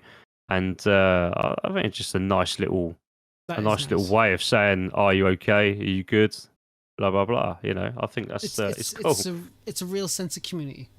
Yeah, I agree. I think all the other needs are there, but why not have a little tab there like that? I think that's I'm going to do it myself. I think I'm going to do it next week. Why not? That's really That's really fucking cool. awesome. I really like that. Good. What about No, we yourself, hate though, mate? Good. Oh yeah. I wanted to talk about my good friend Rev, and not necessarily about him, but more about him and his community and what they were able to achieve. The other day, he announced on the night that every one of his streams up until recently were going to be donating to a charity, and that charity was, let me look at it, is the Down Syndrome Awareness Charity. And it was really cool. He actually was able, with his community, able to raise $3,169 for this charity. That is amazing. His donation goal, by the way, folks, this is how awesome his community was and how awesome Rev is. His donation goal was exceeded by 282% above his goal. Excellent. Holy shit. That is absolutely amazing. It is one thing for a streamer to talk about how they support these charities and everything else, but it's an entirely another thing to dedicate your streams fully for this for that length of time, especially with Rev now being a full-time streamer and no longer having a job outside of streaming. Yeah. That's a level of dedication to a charity that I would like to see more of, including for myself. I think that's great, mate. You know what? Brilliant. Fucking props to him. Props to him, because that's great. That is absolutely fantastic. And that's the tweet there. Yep. Yes, I want to leave YouTube. I want to see this tweet. Thank you. God. No. No, I clicked the wrong one. Go to site. There we go. God. 3,169. Wow. That is amazing. See, that is the way forward in the future. That is definitely what's coming. Online gaming, big communities coming together, and doing giving a little bit back. I think that is definitely the next stage. I think that we can use our platforms to help a little bit, give a little bit back. Yeah. Yeah, Reverend. That'd be right, Darkwing. But yeah, no, that is brilliant. Props to Reverend for doing that. He's always been on the top of his game when it comes to that kind of stuff, and his community is definitely one of the most kindest that I've ever came across. Really, really cool. Really awesome. And now, I would typically ask Lemons, but he's muted and deafened, and I don't know what's going on there. So, he is literally with us in spirit. My spotlight. Oh, bloody hell. Petty Weddy. Absolutely. Like, this guy, I mean, I've seen him. He's come and chat quite a few times. I've seen him talk about stuff in the Discord. And then he started posting the images about the figures that he was making. And the first thing I said to him was like, I want to buy one. Like, I want to buy one of these. And he said no. And you know what? I had a lot of respect for him for that. Because he's passionate about his hey Red Swan. He's passionate about his craft. He's passionate about his... It's not the community. Shut up, Darkwing. It's a running joke, Cobra, like every single time. It's like, spotlight the community. But it's like, yeah. But the King is Yellow is him, yeah. So the King in Yellow, Petty Weddy, the same person. But it's like, and he done that for Scotty and worked with him. All right, boy. Bloody hell, calm down. I need to actually sit with you and get everything sorted out, Boydie, but we'll do that either tonight or tomorrow. But again, he's done some really amazing stuff, and I really, really can't wait to see what ideas that he has. I have kind of seen on Twitter that kind of joked about doing ones based on DayZ content creators, which is phenomenal. So Cobra, you know. Oh, absolutely. Get yourself on. But no, but it's really, really awesome. Really cool. And again, wish him the absolute best when it comes to that. I really want one. I really want one. Obviously, we mentioned a couple of weeks ago about the Christmas giveaway. We are doing that again this year. We are going to be setting up channel points. Again, like, you know, the kind of like points that we have, so you can spend for the Christmas stream. We're going to be getting that system up and running as soon as possible. So, you know, all the interactions, everything like that will be accumulated over time with each stream that we do. And hopefully we can be able to have another fantastic Christmas stream this year like we've done last year. More information about the prizes will be coming out in the future. We'll keep you all up to date. And that is that for episode 120. Really, really, really happy with that. Cobra, you have been an absolute amazing guest. Thank you so much for coming onto the show tonight. You are welcome back anytime you want to. Just pop in the chat anytime when we're streaming, or even when we're just chatting. Just come in. Don't be a stranger.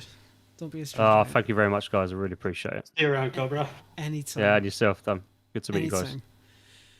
And with that, everybody, much love to you all. Good night. See you same time next week. Much love to you all. Say goodbye. Laters. And with that, we are done. We are done with the show. That was absolutely amazing. Cobra, I really, really like Cobra. I've watched a fair few of his videos and you get a real sense of he's genuine. He's really, really genuine. And it was really nice to see we got a Lemon's face reveal finally. We finally got that fucking face reveal. But I'm really happy to see that you know, Lemons is still in the mix. And everybody in chat, you were absolutely fantastic tonight. I really do appreciate everybody who's came along, who's liked the stream. The episode 119 will be coming out in the near future, probably in the next couple of days. I'll try and upload it tonight, but we will keep you up to date in the Discord and on the Twitter. Again, we're going to be doing the Christmas show again, so we're just going to get everything all set up on my end. It works for Boydie, but running into some technical issues, so I really do apologise about that. We've also upped the stream quality to 1080p, so I do hope that people have enjoyed the extra bump in quality. If there were any issues, then, you know, please do let me know in the Discord. The same settings will be used for the actual video when that's uploaded, so want to make sure that everything's all high quality as much as possible. The last two streams has been a couple of issues, so hopefully this fixes it. Again, you've been absolutely wonderful. Thank you so much for taking the time to watch the stream. We're now 17 episodes in from me taking over, and honestly, it's been wonderful. It's been really, really wonderful. But enough about me. Enough about me, guys. Everyone, have a lovely night. Have a lovely weekend. We'll see you next time, next Friday. We'll get a guest on. We'll keep you up to date in the Discord and the Twitter. Much love to you all. And have a good night. Take care, everyone.